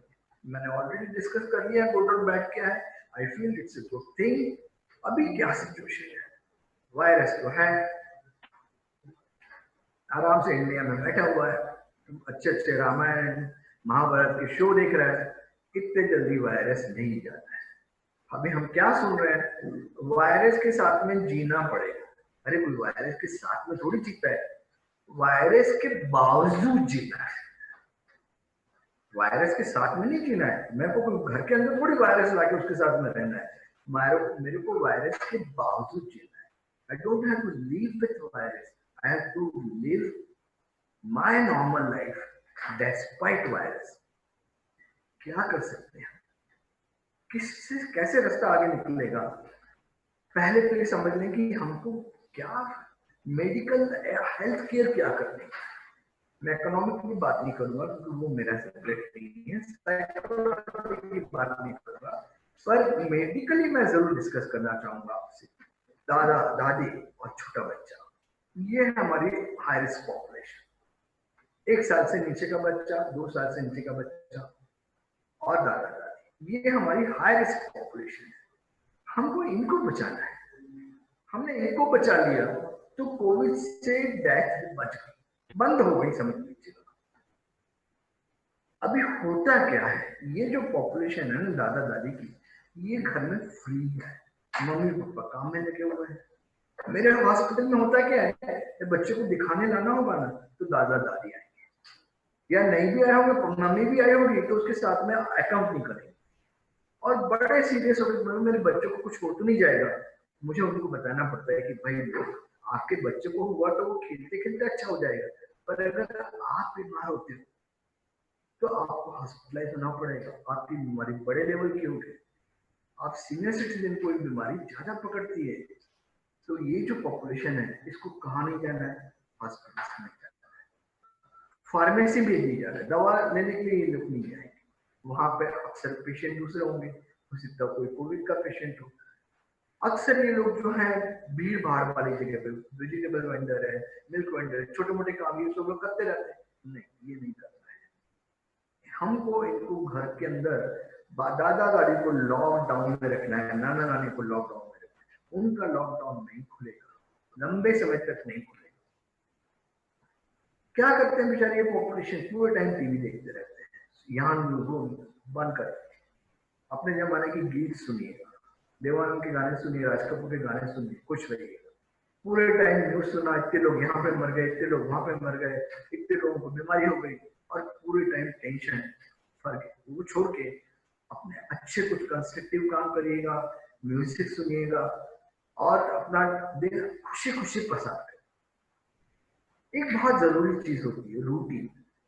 हम टाइम पे उठते हैं, ब्रेकफास्ट करते हैं, ये काम करते हैं, वो काम करते हैं, ये बहुत जरूरी है। अभी लॉकडाउन में क्या हुआ, घर के अंदर सब लोग हैं, रात को 1-1 बजे तक गप्पे चल रही हैं, अब इसमें सारा रूटीन डिस्टर्ब हो गया। पर्टिकुलरली के लिए जब रूटीन डिस्टर्ब होता है, स्लीप डिस्टर्ब होती है, आपकी इम्यूनिटी डाउन हो जाती है। वो इम्यूनिटी डाउन होती है, उसकी आप जो है बीमार पड़ने के चांसेस आपके बढ़ जाते हैं। तो एडिक्वेट स्लीप, गुड फूड और फिजिकल एक्टिविटी। अब इस एज में आप बाहर जा नहीं रहे हो, लॉकडाउन है, अभी भी अनलॉकिंग भी हुआ है तो भी आपको बाहर नहीं जाना है। घर में आप क्या कर सकते हो? आई थिंक श्रीकांत जी ने आज बड़ी अच्छी बात की, आज योगा डे है, तो योग को अपना। सांस की तकलीफ योग से बहुत अच्छी तरह से कंट्रोल में रहती है, तो वो करो। तो सीनियर सिटीजन के लिए मेरी यही सलाह है कि आप एडिक्वेट और आपका रूटीन मेंटेन रखिए, good sleep, nutritious food, physical activity. ये जो पॉपुलेशन है वैसे बड़ी लो रिस्क पॉपुलेशन है, यंग पैरेंट्स, पर उनके लिए भी adequate sleep, good food, physical activity का उतना इंपॉर्टेंस है। आपके जिम तो बंद हो गए, आपका रोड पे चलना फिरना बंद हो गया, घर के अंदर आप कुछ योगा कर सकते हैं। स्किपिंग मुझे लगता है बहुत अच्छी एक्सरसाइज है। अगर स्किपिंग आप एक्सेप्ट कर लो ना तो छोटे बच्चे भी आपसे बड़े जल्दी सीख लेते हैं, और skipping is an excellent exercise. हाँ, बहुत सारी प्रॉब्लम्स हुई, किसी कुछ लोग जॉब चले गए, बिजनेस ठप हो गए, इमोशनल हेल्थ टर्मोइल में है। आई थिंक आप लोग ये सारी बातें पिछले सेमिनार में, वेबिनार में डिस्कस हो चुके होंगी, पर आई फील कि एक फायदा भी हुआ है। जब लॉकडाउन था तो हस्बैंड वाइफ एक दूसरे के पास में आए, एक दूसरे को काम में हेल्प की। अदरवाइज हमेशा ऐसा लगता था कि वाइफ बेचारी घर में काम कर रही है, अभी तो क्या था, मेड नहीं थी, कुछ नहीं थी, तो ऑब्वियसली काम बहुत बढ़ गए। मेरे यहाँ छोटा सा टेरेस गार्डन है, मैं आराम से बैठ के चाय पीता था, पर मैंने कभी उन पेड़ों में पानी नहीं डाला था। आज मैंने सीखा कि कैसे पानी में डालते हैं, और उसमें कुछ बचा भी आया। So enjoying household chores this also important. बच्चों की देखभाल बहुत ही इम्पोर्टेंट। वैक्सीनेशन टाइम पे आपको देने देने हैं। अगर आपके बच्चे को आज टाइफाइड होता है तो टाइफाइड में बच्चा ज्यादा सीरियस होगा, कोविड 2 से कुछ नहीं होने वाला है। तो टाइफाइड नहीं हो, स्मॉल पॉक्स नहीं हो, तो मीजल्स नहीं हो, उसको फ्लू नहीं हो, निमोनिया नहीं हो, ये सारी चीजें भी उतनी इंपॉर्टेंट है। अभी एक कंसेप्ट आया टेली मेडिसिन का, ओके भाई बहुत अच्छी बात है, पर भैया छोटे बच्चों के साथ में या किसी भी पेशेंट के साथ में एक हद तक तो मैं जान दूंगा कि ये क्या प्रॉब्लम है, पर कई बार ऐसा होता है, मेजॉरिटी टाइम ऐसा होता है कि जब तक मैं बच्चे को अच्छी तरह से एग्जामिन नहीं करूं मुझे सेटिस्फेक्शन नहीं होता कि मैं जस्टिस कर रहा हूं। तो आप थोड़ी एक्सपेक्टेशन रख सकते हो, पर अगर ऐसा लगता है कि बच्चा 2 दिन में नहीं अच्छा हो रहा है तो please please go to your doctor, आपके बच्चे की ट्रीटमेंट कराइएगा। सिर्फ फोन पे बात करने की कोशिश मत करिएगा, प्रिकॉशन के साथ में जाइएगा। क्या प्रिकॉशन, मैं अभी आपको बताता हूँ। सबसे पहले तो जो है डॉक्टर की क्लिनिक को रीओरिएंट करने की जरूरत है। कैसे रीओरिएंट करने की जरूरत है भाई? पहले तो यह रहता था कि आप आईएनएस पे चले जाओ, वहां पे मेला लगा रहता है, मेला लगा रहता है। जो एक पेशेंट होगा उसके साथ में 3-4 होंगे, बैठने की जगह नहीं होगी, लोग खड़े हुए हैं। ये सारी चीजें बंद कर। हमारे देश में डॉक्टर के पास में अपॉइंटमेंट लेके जाना मतलब कुछ अजीब सी चीज लगती है लोगों को। डॉक्टर के बीमार हो तो फिर अभी क्या तो देखना है ना, 2 दिन कैसे बुखार में सहन कर सकते हैं, पर नहीं, अभी आपको अपॉइंटमेंट से ही जाना है। और वहां पे भीड़ भाड़ नहीं करती है। आपने वहां पे भीड़ भाड़ की, वहां पे बहुत सारे पेशेंट हैं, उन पेशेंट में से किसी को कोरोना हो सकता है, कोई पेशेंट हो सकता है, कोई एसिम्प्टोमेटिक हो सकता है, और आप वहां बीमारी लेके आएंगे। तो अपॉइंटमेंट से जाइएगा, भीड़ भाड़ मत करिएगा, और हाँ मास्क लगाकर जाइएगा। इस पे मैं फिर से बोलूंगा, वहां मेरे क्लिनिक में बहुत सारे टॉयज रहते थे, हर शीट भी रहती है, पर आज मैं चाहता हूं कि आप खुद अपनी शीट लेके आए, आप खुद अपने टॉयज लेके आए, क्योंकि मेरे टॉय को अगर 10 बच्चे हाथ लगाते हैं तो वो आज की हालत में ठीक नहीं होगा। आप अपनी शीट लेके आए, अगर नहीं लेना है तो फिर मेरा वैक्सीन का जो मेरे लगा हुआ है वो एक्सेप्ट करें। डोंट एक्सपेक्ट कि जो है मैं चादर हाथ पर के लिए डालूंगा। एक चादर पर अगर मैं 2 पेशेंट रखता हूं वो आपके लिए रिस्की होगा। जहां तक बने सरफेसेस इधर उधर टच नहीं करें, अगर करते हैं जैसे ही आप अंदर होते हैं तो सैनिटाइज हैंड्स करें, बाहर जाते हैं तो हैंड सैनिटाइज करें। मेरी क्लिनिक में वो फैसिलिटी है। आप कहीं जाते हैं और वो फैसिलिटी आपको नहीं है तो या तो आप अपना रखें या डॉक्टर से रिक्वेस्ट करें कि प्लीज डॉक्टर, मैं बड़ा खुश हुआ यहाँ पे मैंने देखा कि मेरे बूट भी सैनिटाइज हुए हैं, मेरा हैंड भी सैनिटाइज हुआ है। आई थिंक ये सारी प्रिकॉशन सबको लेनी ही है। दूसरा इशू कहाँ होता है कि भाई बच्चों को मेरे पेरेंट्स लेके आए, 2 दिन के बाद में फिर से आ गए, क्या हुआ? तो सर बच्चा तो वैसे ठीक चल रहा था, बुखार तो कम हो गया है, पर बराबर खाना नहीं खा रहा है, थोड़ा वेट कर। कोई भी बीमारी इमीडिएटली नहीं जाती है, थोड़ा सा वेट कर लीजिए, और नहीं आप वेट कर सकते हो तो फोन पे बात कर लीजिए। पर हर छोटी बात पे क्लिनिक में मत आइए। आप छोटी बात के लिए क्लिनिक पे आएंगे, हो सकता है बड़ी बीमारी लेके घर वापस आए। तो बहुत दूसरा एक बड़ा इशू क्या है कि बच्चे को दिखाने के लिए मम्मी पापा है, साथ में ग्रैंड पेरेंट्स भी आ गए, एक दूसरा बच्चा है घर में रखने को कोई नहीं है तो उसको भी लेके आ गए। ये जो बच्चा बीमार नहीं है उसको अस्पताल में बिल्कुल नहीं लाए, ग्रैंड पेरेंट्स को बिल्कुल ही हॉस्पिटल में लाना है।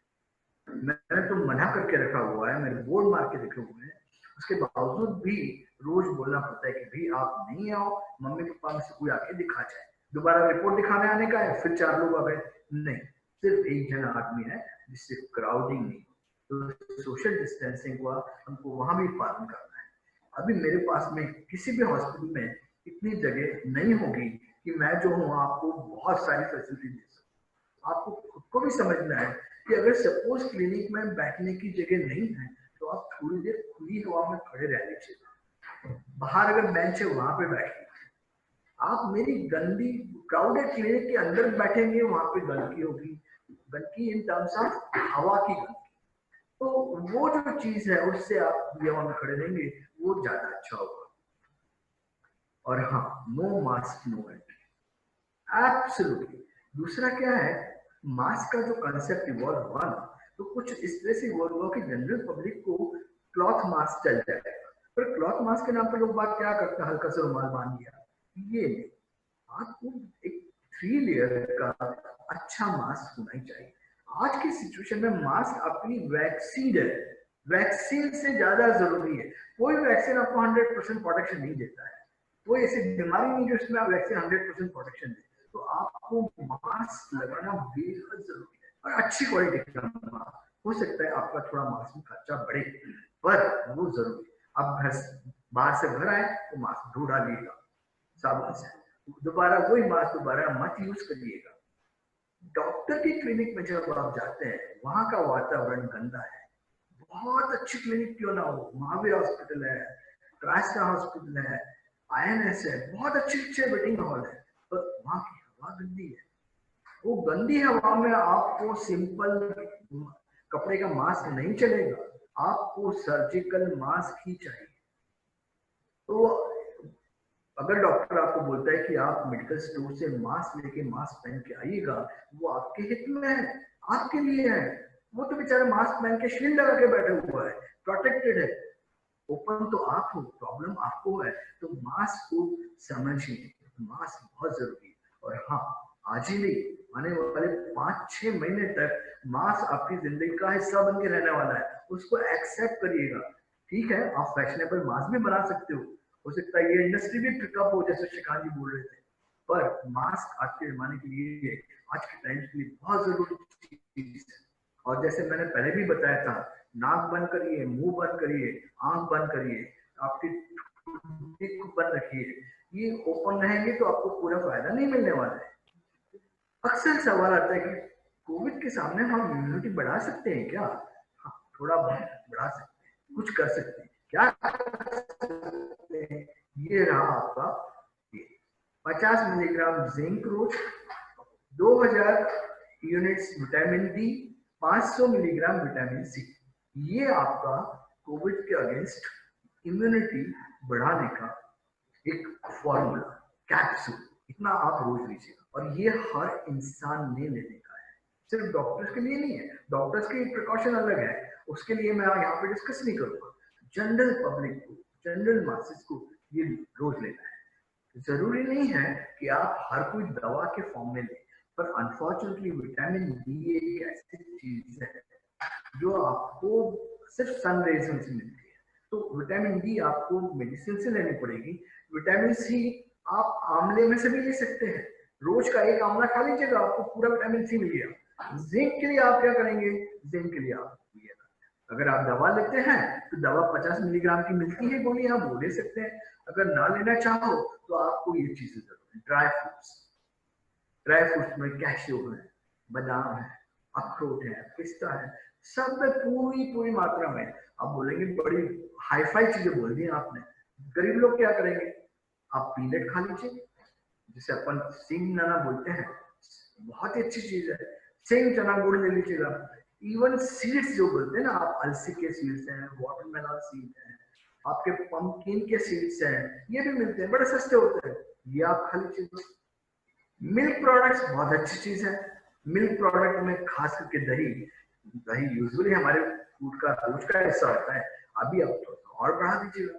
दही है, ड्राई फ्रूट्स है, चीज है, पनीर है। एक बच्चों के लिए बड़ी अच्छी चीज है डार्क चॉकलेट। वैसे तो चॉकलेट हम मना करते हैं, पर जो डार्क चॉकलेट है, जैसे बॉर्नविटा है या कोको है, उसमें भी अच्छी मात्रा में जिंक मिल जाता है। नॉनवेज खाने वालों को तो कोई इश्यू ही नहीं है, हर नॉनवेज में अच्छी मात्रा में जिंक मिल जाता है।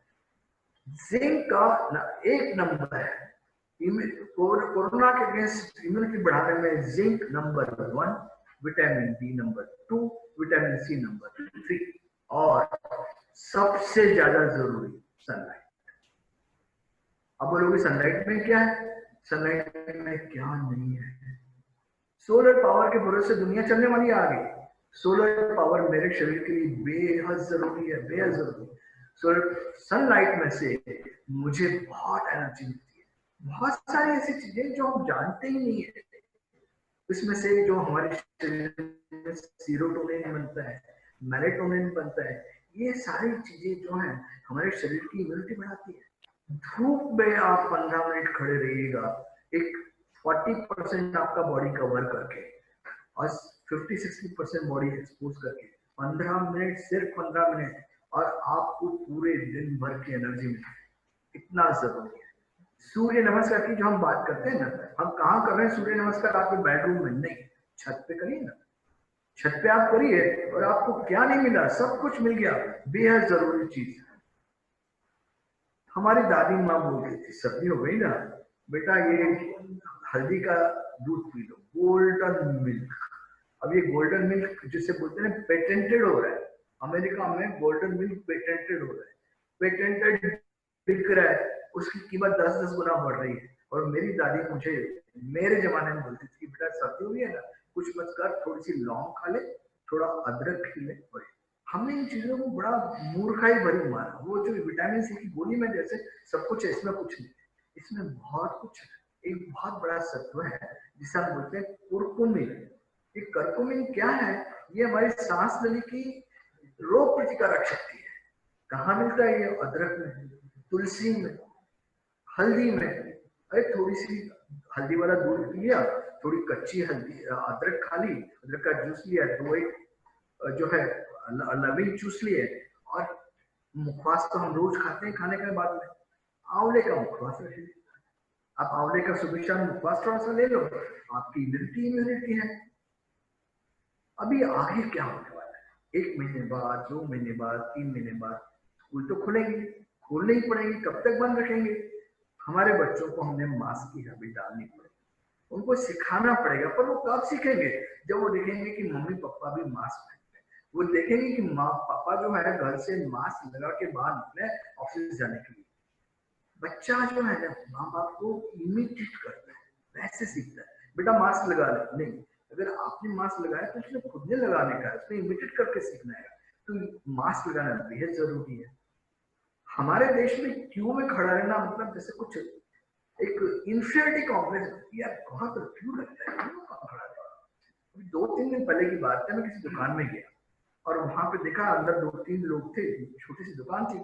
मैं बाहर खड़ा हो गया, क्या 1-2 लोग बाहर निकलेंगे फिर मैं अंदर जाऊंगा। 2 लोग आए मेरे आगे से घुसने लगे। मैंने कहा भैया जरा लाइन में खड़े हो जाइए, दुकान में जाने के लिए भी क्यों लगता है? हमें दिस इज आवर टेंडेंसी। हम लोग ऐसा सोचते हैं कि अब वही न्यूयॉर्क के मैं किसी दुकान में जाता हूँ ना, तो वहां पे आराम से क्यों खड़ा रहता हूँ, कोई नहीं हूँ नहीं चू नहीं करता हूँ। एयरपोर्ट पर जाता हूँ आराम से वहां पे क्यों पे खड़ा रहता हूँ, वहां पे 1 घंटा क्यों में रहेगा। पर यहाँ पे मैं कहीं जाऊँ तो मुझे क्यों में खड़ा रहना। तो क्यों विद सोशल डिस्टेंसिंग, मैंने ये सीखना है। ये हम नहीं सीखेंगे तो ये जैसे हम वे फॉरवर्ड कहते हैं, वे फॉरवर्ड नहीं हो पाएगा। हमको बेहद जरूरी है ट्रैवल बग। अभी तो मैं देखता हूँ बर्थडे कहाँ भी, अब दुबई के रिसोर्ट में बर्थडे 8-10 लोग कहाँ जा रहे हैं, बोले हम दोनों मिलकर दुबई में वहां पे बर्थडे सेलिब्रेट करेंगे, गोवा में सेलिब्रेट करेंगे। दैट ट्रैवलिंग बंद करना पड़ेगा। और अगर कब सपोज जरूरी काम से कहीं जाना है तो आपको एयरपोर्ट पे मास्क लगाना पड़ेगा। Airport is a confined place, वो कन्फाइंड प्लेस जो है वो बहुत प्रॉब्लम करती है। जब तक आप एयरक्राफ्ट में हैं आपको ये लगा के ही बैठना है। ये सारी चीजें हमको, बहुत सारे पेशेंट आते हैं बोलते हैं सब मास्क से बड़ी तकलीफ जैसी होती है। लेकिन मास्क आप लगा रहे हो बराबर है, अच्छी सांस मिले इसलिए आप लगा रहे हो, और इसलिए लगा रहे हो कि आपकी सांस बंद नहीं हो। अगर आपकी सांस चल रही है तो इसके लिए जरूरी है कि आपको मास्क की हद, ठीक है मैं भी जानता हूँ थोड़ी तकलीफ होती है, 1-आध घंटे के बाद आप बाथरूम में चले जाओ, मास्क निकाल लो, फेस वॉश कर लो, 1-2-3 डीप ब्रेथ ले लो और फिर आ जाओ। पर ये सब हमको सीखना पड़ेगा, इसके साथ में जीना सीखना पड़ेगा। तो जो मैं बोल रहा था कि लिविंग विथ वायरस नहीं, despite virus, that this is what is this. हमको 3 चीज अवॉइड करने के हैं, अवॉइड 3 चीज। व्हाट आर दिस 3 चीज? क्राउडेड प्लेसेस, पिक्चर हॉल में हम नहीं जाएंगे, बहुत प्यारी सी पिक्चर लगी हुई है फिर भी नहीं जाएंगे। हम अपने घर के होम थिएटर में देख लेंगे, हम घर के कंप्यूटर पे देख लेंगे, टीवी पे देख लेंगे। आजकल तो क्या नहीं टीवी पे मिलता है, सब कुछ मिल जाता है। क्राउडेड प्लेसेस हमको अवॉइड करने की, जाएंगे तो मास्क लगा के जाएंगे। कन्फाइंड प्लेसेस, शॉपिंग मॉल में लोग शॉप करने कम जाते हैं, टाइम स्पेंड करने ज्यादा जाते हैं, वो बंद होना चाहिए।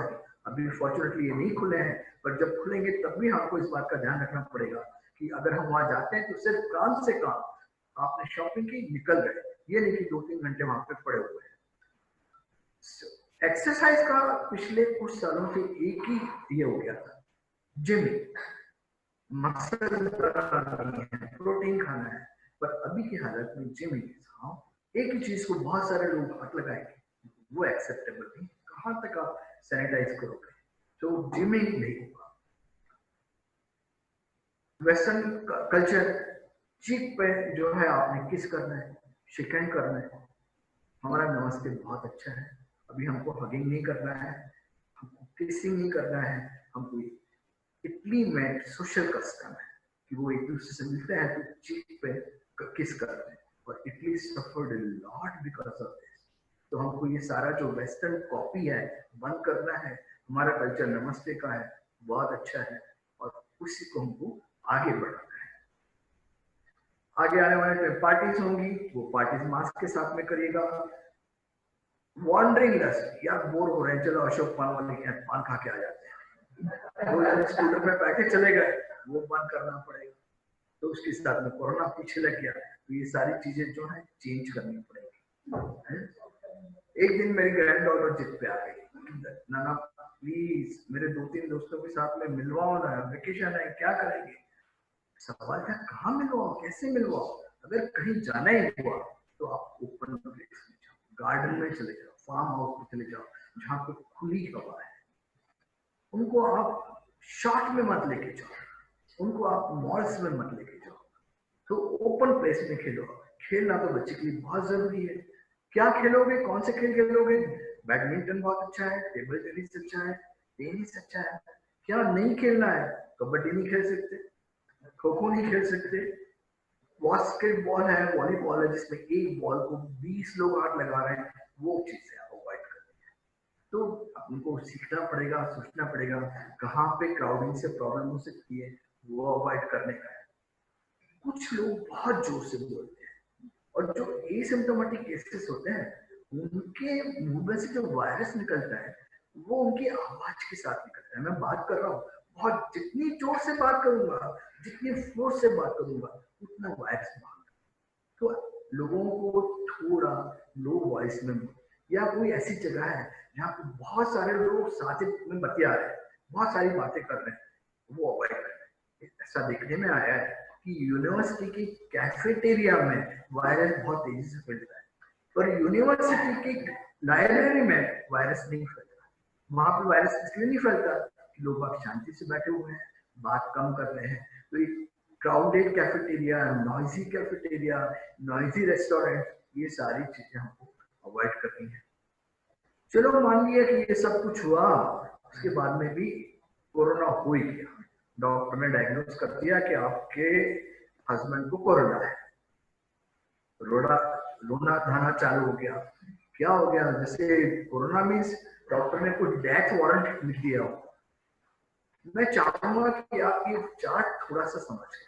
ये चार्ट है यूरोप का, इंडिया का नहीं। इंडिया का चार्ट तो बहुत सिंपल है। ये चार्ट है इटली का। ये जो ग्रीन लाइन आप देख रहे हैं ना, वो इटली की लाइन है। क्या दिखा रही है? 40 से 49 की अगर आपकी एज है, 40 से 49, और उसमें अगर आपको कोरोना होता है तो आपके ठीक होने के चांसेस 99.6% है। फिर से रिपीट कर रहा हूँ, 99.6%, मतलब आप पूरे अच्छे होंगे। अगर आपकी उम्र 50 से 59 साल की है, आपके ठीक होने के चांसेस जो है 99% है। 1% चांस है कि आप उसमें नहीं बचोगे। हाँ, अगर आपको कोमॉर्बिडिटी हो सकता है 2-3% हो जाए, पर फिर भी आप 95% चांस है कि आप ठीक हो क्या हो गए। 60 से 69% के केस में एक कोमॉर्बिडिटी के साथ में 5% चांस है कि शायद आप नहीं बचोगे, पर 95% चांस ये है कि आप ठीक हो जाओगे। 70 to 79 के बीच में चांसेस 82%, 87% है कि आप ठीक हो जाओगे। जब लॉकडाउन लगा, मेरे बहुत सारे दोस्तों ने बोला, मेरे हाउस सर्जन ने मुझे फोन किया, सर आप 71 पूरा कर रहे हो, आप काम कर रहे हो, क्लिनिक जा रहे हो, बंद करो, आपको तो बहुत हाई रिस्क है। मैंने कहा यार मैंने रिस्क मेरी एक्सेप्टेंस कर ली है, अगर मुझे कोरोना होता है, फॉर्चुनेटली मुझे बहुत कोई कोमॉर्बिडिटी नहीं है, तो मैं 87% तो चांसेस है कि ठीक हो जाऊंगा। तो 12% के लिए मैं सब काम धंधा छोड़ दूं, घर में बैठ जाऊं, घर पे चिपक के, ये रिस्क तो आप किसी भी उसमें रहते, रोड पे आप निकलते हो, सब एक्सीडेंट होकर मर जाओ तो किसे पता है। तो that risk is worth taking. Precaution के साथ में रिस्क आप लेंगे तो कोई प्रॉब्लम नहीं है। अभी जैसे मैंने पहले बताया था, मैंडेटरी हॉस्पिटलाइजेशन, इसके बहुत सारे प्रॉब्लम्स हुए। ये हुआ कि दिल्ली में, मुंबई में बैग्स नहीं है, सूरत में सुन रहा हूँ कि बैग्स नहीं है। कहाँ गए ये बैग्स? जिन लोगों के पास में पैसा है, इन्फ्लुएंशियल है, उन्होंने वो बैग्स ऑक्यूपाई कर लिए। एसिम्प्टोमेटिक है, कुछ नहीं हुआ है, पर कोरोना का लेबल है, तो हॉस्पिटल में ट्राइस्टार का जो है सूट लेके बैठे हुए हैं। उस चक्कर में जिनको जरूरत है उनको बैग मिल नहीं रहे, सारे हॉस्पिटल ओवर बुक हो गए हैं। हॉस्पिटल की बिल्डिंग तो आपने बना दी भाई, हम तो है मैक्सिमम बड़े डोम के अंदर बहुत सारे बैग डाल दिए, बैग तो डाल दोगे, डॉक्टर्स कहाँ से लाओगे, नर्सेस कहाँ से लाओगे? क्या डॉक्टर्स एक दिन में पैदा हो जाएंगे? क्या नर्सेस एक दिन में पैदा हो जाएंगे? अरे एक नॉर्मल हॉस्पिटल चलाने के लिए नर्सेस की इतनी शॉर्टेज रहती है। ऐसी हालत में आप बोले मेकशिफ्ट डॉक्टर, तो ये सारी जो पॉलिसीज है ना, ये बड़ी गलत पॉलिसी नहीं है, इसकी वजह से हमारी प्रॉब्लम बड़ी है, कम नहीं। अभी आज आईसीएमआर क्या कहता है, हेल्थ मिनिस्ट्री क्या कहती है, क्या रखा है कोरोना में, 80% केसेस तो माइल्ड है, घर पे ही ठीक हो जाएंगे। पर हमने उसका इतना डर फैला दिया था कि आज अगर मैं किसी को कहता हूँ कि आप घर पे रह के कोरोना ठीक हो जाएगा, वो मानने को तैयार नहीं है। उसके अड़ोसी पड़ोसी बोलेंगे अरे मैं तो इसको यहाँ नहीं रहने दूंगा, झगड़े होंगे सोसाइटी में। पर आने वाले टाइम में हमको ये एक्सेप्ट करना पड़ेगा कि कोरोना के पेशेंट जो है, जो माइल्ड पेशेंट है, उनको होम ट्रीटमेंट दी जा सकती। कैसे दी जा सकती है होम ट्रीटमेंट? बहुत डिफिकल्ट नहीं है। ठीक है, आपके घर के अंदर एक रूम है जो थोड़ा अच्छा वेंटिलेटेड हो, पेशेंट वहां रह सकता है। कोई एक केयर टेकर चाहिए। केयर टेकर का मतलब ये नहीं कि आप उसके रूम में जाओ, हाँ एक ऐसा जो हेल्दी व्यक्ति हो, मिडिल एज का हो, जो है उसको जो एसेंशियल चीजें हैं, खाना पीना वहां प्रोवाइड कर सके। जहां तक बने आप रूम में से बाहर ना निकलो। इस तरह का अगर आप होम आइसोलेशन रखोगे तो आराम से आप घर में रह सकते हो। अगर आप ठीक हो रहे हो कोई बात नहीं, पर अगर सपोज कभी कोई प्रॉब्लम होती है तो कैसे पता चले कि क्या होगा? उन्होंने फॉरेन कंट्रीज में क्या किया है, वो टेलीमेडिसिन जिससे कहते हैं ना कि आपने व्हाट्सएप के ऊपर, फेस टाइम के ऊपर वो पेशेंट को 2 बार डॉक्टर ने देख लिया। मैं भी ऐसा कर सकता हूँ, देख सकता हूँ कि मुझे आप फेस टाइम पे दिखा दो पेशेंट कैसा है। अगर सांस की तकलीफ होती है, कैसे पता चलेगा कि सांस की तकलीफ है? अगर सपोज मैं मेरे बैग में से उठ के फ्रिज तक जाता हूँ पानी लेने के लिए और मैं हाफना चालू करता हूँ, इसका मतलब है मुझे मेरे को बैठना पड़े। या मैं बात कर रहा हूँ, मैं एक सेंटेंस बोलता हूँ कि भाई मुझे जरा पानी ला दो, एक सेंटेंस बोलने के लिए अगर मुझे बीच में सांस लेनी पड़ती है, इसका मतलब है मेरे को शॉर्टनेस ऑफ ब्रेथ है। अभी ये हालत में मैंने डॉक्टर को इमीडिएटली इंटीमेट करना है और हॉस्पिटलाइज होना है। इतनी अगर मैं प्रिकॉशन रख सकता हूँ तो मेरे 80% पेशेंट घर पे अच्छे हो जाएंगे, बड़े आराम से अच्छे हो जाएंगे, कोई प्रॉब्लम नहीं है। हाँ एक छोटा सा इंस्ट्रूमेंट है जिसे पल्स ऑक्सीमीटर कहते हैं, उसमें जैसे बीपी इंस्ट्रूमेंट नहीं हम घर में टेस्ट करते हैं, उस तरह से हम ऑक्सीजन कितनी ब्लड में आराम से टेस्ट कर सकते हैं।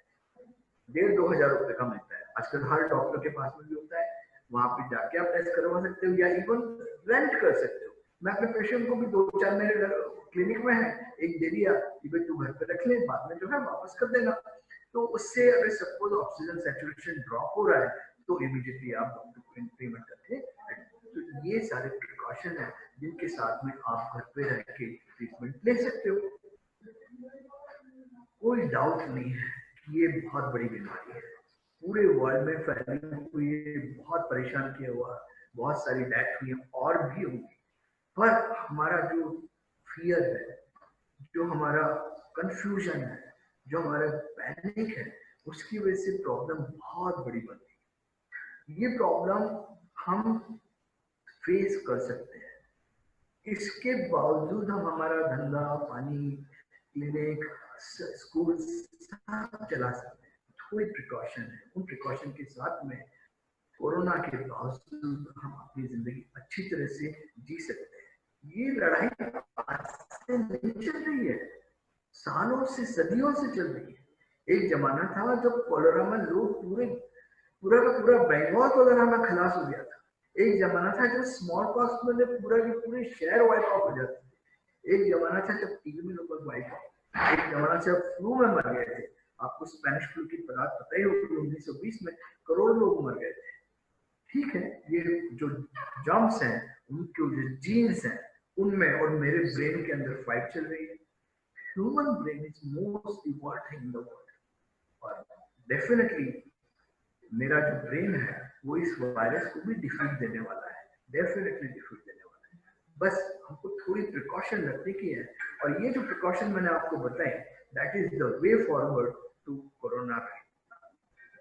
बहुत ज्यादा पैनिक नहीं करें, प्रॉपर प्रिकॉशंस लें, और इन प्रिकॉशन के साथ में हम बड़े आराम से कोरोना को हरा सकेंगे। ये तो नहीं कह सकता, पर हाँ उसके बावजूद भी हम अपनी जिंदगी अच्छी तरह से जी सकेंगे। थोड़ा चेंजेस जरूर आएंगे ही, पर उसके साथ में भी हम जी सकेंगे। दोस्तों, यही मैं आपसे कहना चाहता था, यही मैसेज मैं आपको देना चाहता था। आप सब लोगों को जिन्होंने मुझे शांति से सुना है, मैं चाहूंगा कि जो चीजें मैंने आपको बताई है, उनमें से जो चीजें आप जिंदगी में ले सकते हैं, खास करके मास्क का, सोशल डिस्टेंसिंग का, सैनिटाइजेशन का, ये हमको लाइफ का पार्ट बना लेने की है। वो बना लेंगे तो हम बड़े आराम से कोरोना के साथ भी जिंदगी, कोरोना के बावजूद भी जिंदगी जी सकेंगे। और हाँ, जैसे आप श्रीकांत जी ने पहले कहा था, जान भी और जहान भी दोनों इम्पोर्टेंट हैं, दोनों के साथ हमको आगे बढ़ने का है। श्रीकांत जी, आपका इंस्टीट्यूशन, विनय जी और सारे लोगों को मेरा बहुत बहुत बहुत बहुत धन्यवाद। Thank you.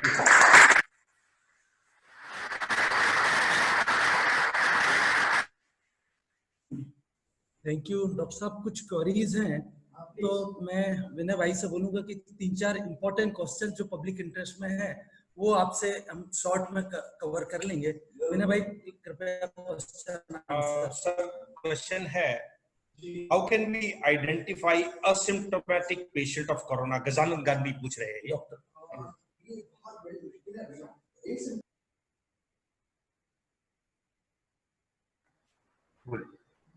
दुर्भाग्य से हमारे पास में जो है ना, एसिम्प्टोमेटिक केसेस को जानने का एक ही तरीका है, और वो तरीका है जिसे मेडिसिन में बोलते हैं random sampling. Random sampling means क्या, कि अगर सपोज गवर्नमेंट ने आज डिसाइड किया कि एक सोसाइटी है, उस सोसाइटी के अंदर जो है वो जितने लोग रहते हैं उनका सबका जो है RT-PCR टेस्ट कर डाला, और उसमें से पता चले, तो इसी तरह से पता चल सकता है, बाकी पता नहीं चल पाता है।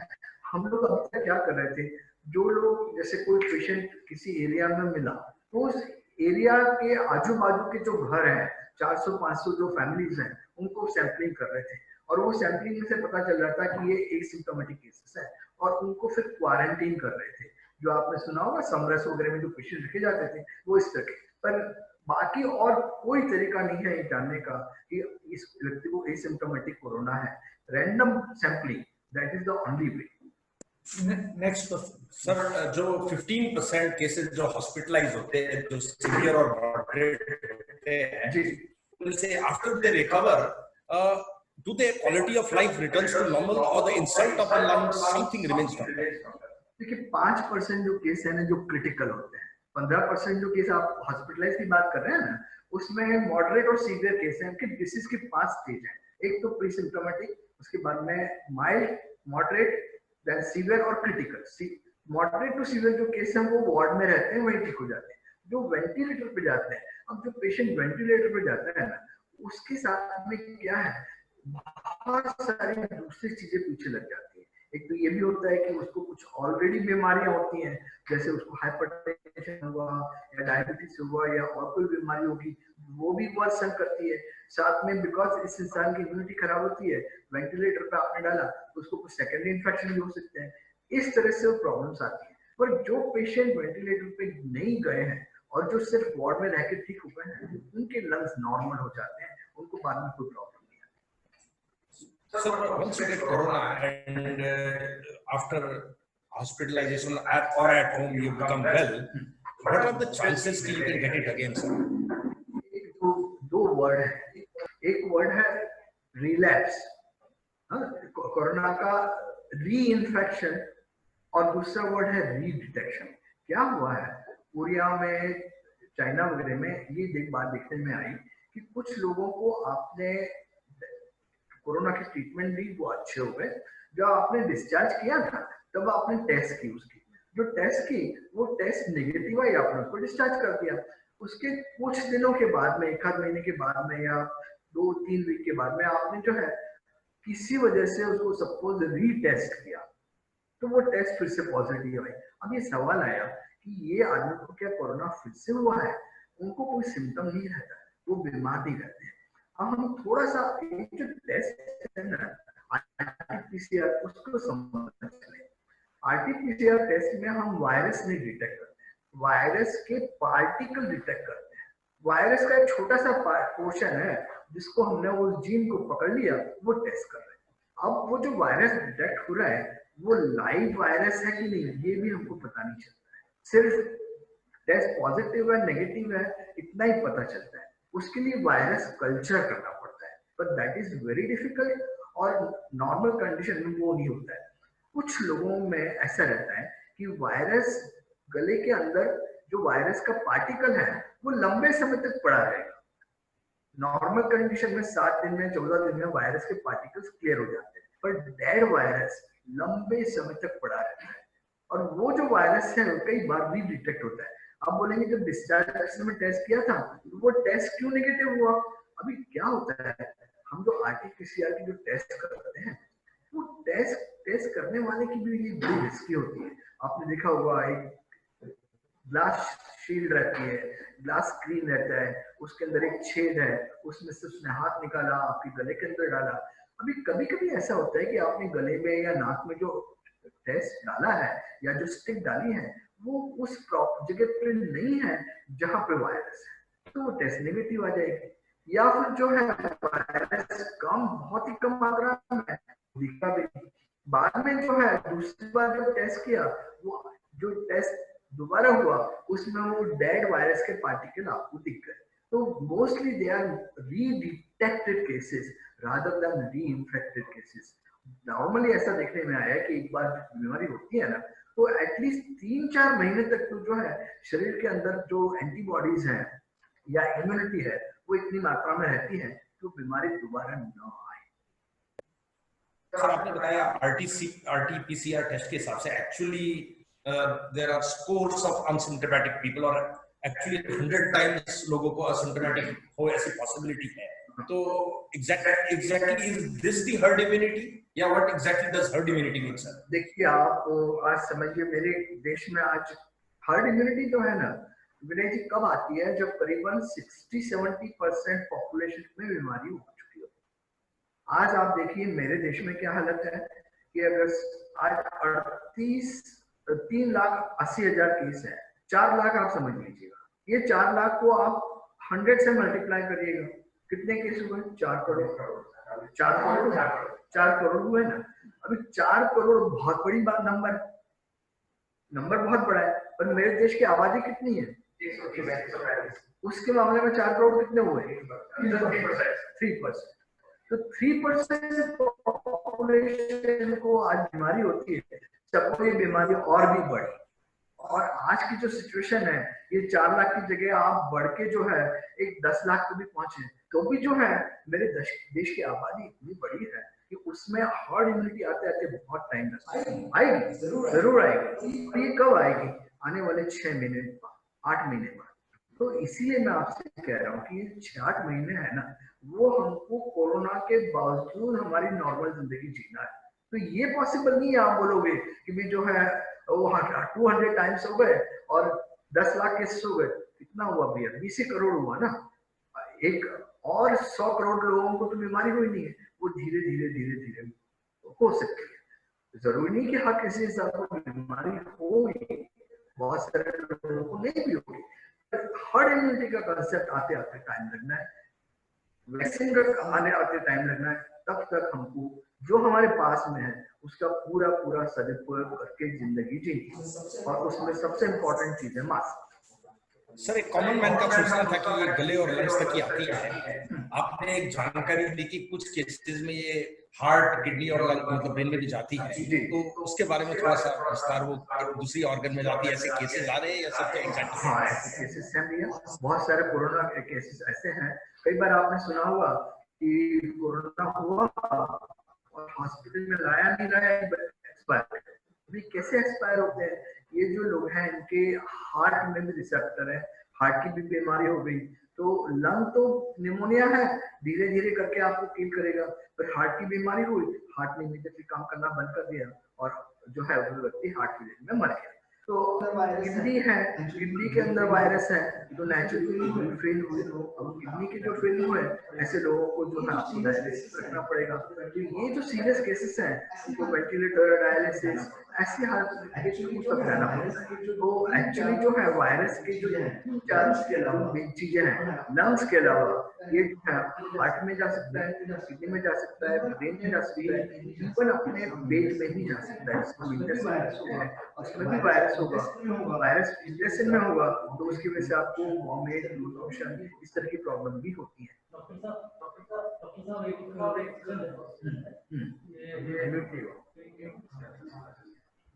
पचास के बाद निमोनिया की वैक्सीन लेना चाहिए कि? अभी की जो हालत है ना, उसमें 2 वैक्सीन सभी को लेना चाहिए। वैसे इस समय मैंने बच्चों की बात की थी, बड़ा अच्छा आपने सवाल किया। और इस हालत में 50 के ऊपर के जो लोग हैं ना, सबसे 2 वैक्सीन लेना चाहिए। एक निमोनिया की वैक्सीन होती है और एक फ्लू की वैक्सीन। फ्लू की वैक्सीन आप बोलेंगे जो है ऐसा में आया है कि जो वायरस है, कोरोना का वायरस में करीबन 25% केसेस ऐसे हैं जिसमें कोरोना के अलावा और भी वायरस साथ में है। फ्लू का वायरस हो सकता है, वो राइनो वायरस सर्दी का वायरस हो सकता है, बाकी जो कोरोना की सर्दी के वायरस है वो हो सकती है। तो फ्लू के वायरस अगर होगा तो फ्लू भी निमोनिया करेगा, कोरोना भी निमोनिया करेगा। तो बीमारी अगर 25% होती है तो बढ़ के 50% 70% तक पहुंच जाएगी। फ्लू से प्रोटेक्शन, निमोनिया का जो वैक्सीन है वो आपको न्यूमोकॉकल करके डिसीज है उससे प्रोटेक्शन देता है। तो ऐसी हालत में अगर आप निमोनिया से प्रोटेक्टेड हैं, फ्लू से प्रोटेक्टेड हैं, आपको इसमें डेफिनेटली बेनिफिट मिलता है। डॉक्टर साहब, एक क्वेश्चन और पूछ रहे हैं मिस्टर मनीष कि वेंटिलेटर्स पर जाने के बाद कितने % चांस है बचने के, कॉमनली अगर आपकी कोई? देखिए, आप सभी करीबन जो वेंटिलेटर केसेस है ना, करीबन 10% केसेस वेंटिलेटर पे जाते हैं। और आप देखें ना तो वेंटिलेटेड जो पेशेंट्स है उसमें करीबन 50-60% ऐसे हैं जो उसमें से वापस नहीं आते हैं। तो जो पेशेंट वेंटिलेटर पे जाते हैं ना, तो एक्चुअली उन केसेस में मॉर्टेलिटी की परसेंटेज जो स्टडीज हुई है जैसे चाइना में, इटली वगैरह में, वो बताते हैं कि 50-60% केसेस वो वापस नहीं आ पाते हैं। बाकी पेशेंट 50% हो जाते हैं। सर, एक क्वेश्चन और ये वैक्सीन की एज 47 की एज में भी ले सकते हैं क्या, कोई पूछ रहा है? आप वैक्सीन तो आप किसी भी एज में ले सकते हो। आप 47 की एज है पर आपको डायबिटीज है, 47 की एज है, आपको ब्लड प्रेशर है, तो आपको तो प्रोटेक्शन उतनी जरूरत है जितनी 60 साल का आदमी और उसको कोई कोमॉर्बिडिटी नहीं है, तो आप बिल्कुल ले सकते हैं। सर, यूके में बताया गया कि डेक्सामेथासोन जो स्टेरॉइड है उससे ऑक्सीजन और वेंटिलेटर वाले पेशेंट में मोर्टेलिटी सिग्निफिकेंटली कम हुई है, तो ये सही है सर? या क्वेश्चन नंबर 2 है, क्या इंडिया में इंडियन ड्रग एडमिनिस्ट्रेशन ने इसको अप्रूव कर दिया? मेरे भाई, हकीकत ये है कि हिंदुस्तान में जहां जहां आईसीयू है जहां जहां आईसीयू में निमोनिया के पेशेंट ट्रीट हो रहे हैं, जहां जहां आईसीयू में शॉक के पेशेंट ट्रीटमेंट हो रहे हैं, शायद ही कोई ऐसा पेशेंट होगा, मैं रिपीट कर रहा हूँ, शायद ही कोई ऐसा पेशेंट होगा जिसको स्टीरॉइड नहीं मिलता होगा। डेक्सामेथासोन स्टीरॉइड का ग्रुप में से एक पेशेंट है। अनिरुद्ध जी यहाँ बैठे हुए हैं, कोई भी सीरियस पेशेंट होगा जिसको किसी न किसी फॉर्म का स्टीरॉइड मिलता ही है। हर डॉक्टर ट्राई करेगा स्टीरॉइड लेके आप देख लो। ये जो है ना यूके में जो है एक्चुअली तो मतलब कहना नहीं चाहिए, कभी क्या होता है जो बहुत होती है वहाँ पे ट्रीटमेंट के मामले में उतना ज्यादा ये नहीं रहता जितना एक एवरेज प्लेस होता है। अब उन्होंने इतना बढ़ा दिया उस स्टडी को, जैसे पता नहीं कि कौन बड़ी नई रिसर्च कर रहा है। आप चाइना का पहले क्वेश्चन से लेके सारी स्टडीज देखिए, चाइना का जो सेंटर ऑफ डिसीज कंट्रोल वो आपको बताएंगे कि 70-80% केसेस में उन्होंने स्टीरॉइड का WHO का स्टेटमेंट था कि स्टीरॉइड लेने के बावजूद ऐसी कोई बहुत बड़ा इम्प्रूवमेंट नहीं हुआ है, तो हाई केस स्टीरॉइड ना लें। तो ऐसा कुछ नहीं कि वो स्टडी मतलब स्टडी किया है। आईसीयू में इंडिया के तो कोई आईसीयू में स्टीरॉइड नहीं पेशेंट को मिला हो, ऐसा मैं मानने को तैयार ही नहीं। सर एक लास्ट क्वेश्चन, उसके बाद मैं डॉक्टर अनिरुद्ध आपसे से रिक्वेस्ट करूंगा अपना एक्सपीरियंस शेयर करेंगे। छत्तीसगढ़ से उमेश चितलानिया जी पूछ रहे हैं, व्हाट इज द आयुर्वेदिक और देसी treatment at home in case of problem. तो मुझे लगता है इन सब के काफी सारे ऐसे कॉमन क्वेश्चंस आ रहे हैं, तो मेरी आप सब दर्शकों से रिक्वेस्ट है कि जैसे आपको जब यूट्यूब लिंक या जूम की लिंक मिली थी, ऐसे ही हमारे पूरे वेबिनार की फिर से लिंक मिलेगी, उस सोर्सेज से लेके फिर से देखेंगे। बहुत से कॉमन क्वेश्चन है जिसके सेमिनार में आंसर दिए गए हैं, वो आप फिर से देखेंगे तो आपको उनके जवाब मिल जाएंगे। और फिर डॉक्टर अनिरुद्ध आप आयुर्वेदिक और होम्योपैथिक वाली बात मैं पूरी कर दूं, उसके बाद में अपन क्लोज करते हैं। अभी आप देखिए ऐसे बात हो रही है 80% केसेस तो एकदम माइल्ड केसेस है, आपको सर्दी नहीं होती ना, मुझे तो सर्दी साल में 2-3 बार होती है। कोई सर्दी जो खांसी होती है मैं क्या करता हूँ, कोई गर्म दूध पी लिया, कोई अदरक वाला जो है पी लिया, और हम सब लोग जो है हल्की फुल्की दवा लेके ठीक हो जाते हैं। अभी पेशेंट को ना तो एलोपैथी दवा से बहुत फायदा होता है, ना आयुर्वेदिक से, उनको वास्तविक बहुत दवा की जरूरत ही होती है। क्या हो गया कि वो कोरोना का लेवल लग गया ना, तो उसकी वजह से घबराहट जाता है, तो वो तो वैसे ठीक होने वाले हैं। और अभी आप देखिए सिम्टोमेटिक की बात कर रहे हैं, उसमें से ये देखने में आया है कि सिम्टोमेटिक में से बहुत सारे पेशेंट ऐसे हैं जिनको बहुत माइल्ड सिम्टम होते हैं, माइल्डली सिम्टोमेटिक, हल्के से हल्का सा हल्का सा सिम्टम ठीक हो, ऐसे हमको सर्दी होती है और ठीक हो जाते हैं। इन पेशेंट्स को किसी दवा की जरूरत ही नहीं, बिना दवा के वो ठीक होने हैं। और इन लोगों को आप बोलो कि आपने होम्योपैथिक दवा दी इसलिए वो अच्छे हुए, आयुर्वेदिक दवा दी इसलिए अच्छे हुए, या फिर जो है मैंने ये दवा खिलाई इसलिए वैसे ठीक होने थे, तो अदरक वाला ठीक हो जाने वाले थे, लवंग काफी ठीक हो जाने वाले थे। ये तो जैसे मैंने पहले भी जो कह रहा हूँ, बहुत ज्यादा हमने उसका डर बढ़ा दिया है, तो वो डर को थोड़ा सा निकाल दें, समझ लें कुछ केसेस हैं जिसमें प्रॉब्लम है, बाकी केसेस बड़े आराम से ठीक होने वाले। Yes doctor Aniruddha Apte. आपसे साहब ने जो स्टीरॉइड्स के बारे में बताया और वेंटिलेटर के बारे में बताया, मेरा डायरेक्ट एक्सपीरियंस तो नहीं है, लेकिन मेरी डॉटर जो है वो अहमदाबाद में कोविड हॉस्पिटल में she is doing her MD, और वो पिछले 3 महीने से लगभग 750 बेड वाले जो कोविड हॉस्पिटल उसमें काम करी, और उसका एक्सपीरियंस उसने मुझे बताया कि पापा जो पेशेंट्स वेंटिलेटर पे जाते हैं, out of 10 7 to 8 patients do not survive, because Gujarat में कोमॉर्बिडिटीज बहुत ज्यादा है। ये उनके हॉस्पिटल का डाटा जो है वो she was sharing with me, around 70 to 80% they do not survive if they go on a ventilator, and the reason, primary reason is कि उनको बहुत सारी कोमॉर्बिडिटीज होती हैं, diabetes, uncontrolled diabetes, newly detected diabetes, kidney failure. ये 3-4 चीजें जो हैं बहुत मायने रखती हैं वेंटिलेटर के पेशेंट के बचने के। और स्टीरॉइड के भी ओवर द 3 months उन्होंने उस हॉस्पिटल के डॉक्टर्स ने और रेसिडेंट्स डॉक्टर्स ने अपने खुद के प्रोटोकॉल डेवलप किए हैं और बहुत स्पेसिफिक इंडिकेशंस हैं जो दिखते ही वो स्टीरॉइड चालू कर देते हैं। वो they are beyond the scope of this discussion, लेकिन नाउ अब लगभग इंडिया के हर हाई समझिए हाई एंड या covid high load covid hospitals में लगभग एक स्टैंडर्ड प्रोटोकॉल्स बन चुके हैं कि कब स्टीरॉइड इस्तेमाल करना है, कब हिपैरिन इस्तेमाल करना है, किस स्टेज पे पेशेंट को वेंटिलेटर पे डालना है। तो that is best left to the doctors who are treating rather than discussing on this public forum. Thank you.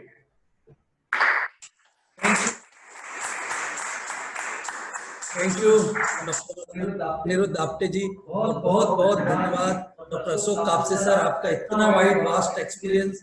Really सूरत में आप हमारे लिए होना एक बहुत बड़ी हमारे लिए एसेट्स है कि कोई भी पर्टिकुलर बीमारी आती है, कोई भी पेंडेमिक टाइप की आपदा आती है, चाहे वो डेंगू हो, चाहे आज की तारीख में कोरोना हो, उसके लिए आपकी जो सुपर स्पेशलाइज्ड है उसके लिए आपने इतने अच्छे ढंग से one of the best and finest presentation आपका रहा। मैं सभी दर्शकों से निवेदन करूं कि इस सेमिनार की वेबिनार की आपको यूट्यूब लिंक वापस मिलेगी, जिस माध्यम से आपको मैसेज मिला उसी के थ्रू आप करिएगा। बहुत बहुत धन्यवाद, थैंक यू वेरी मच आप सबके लिए।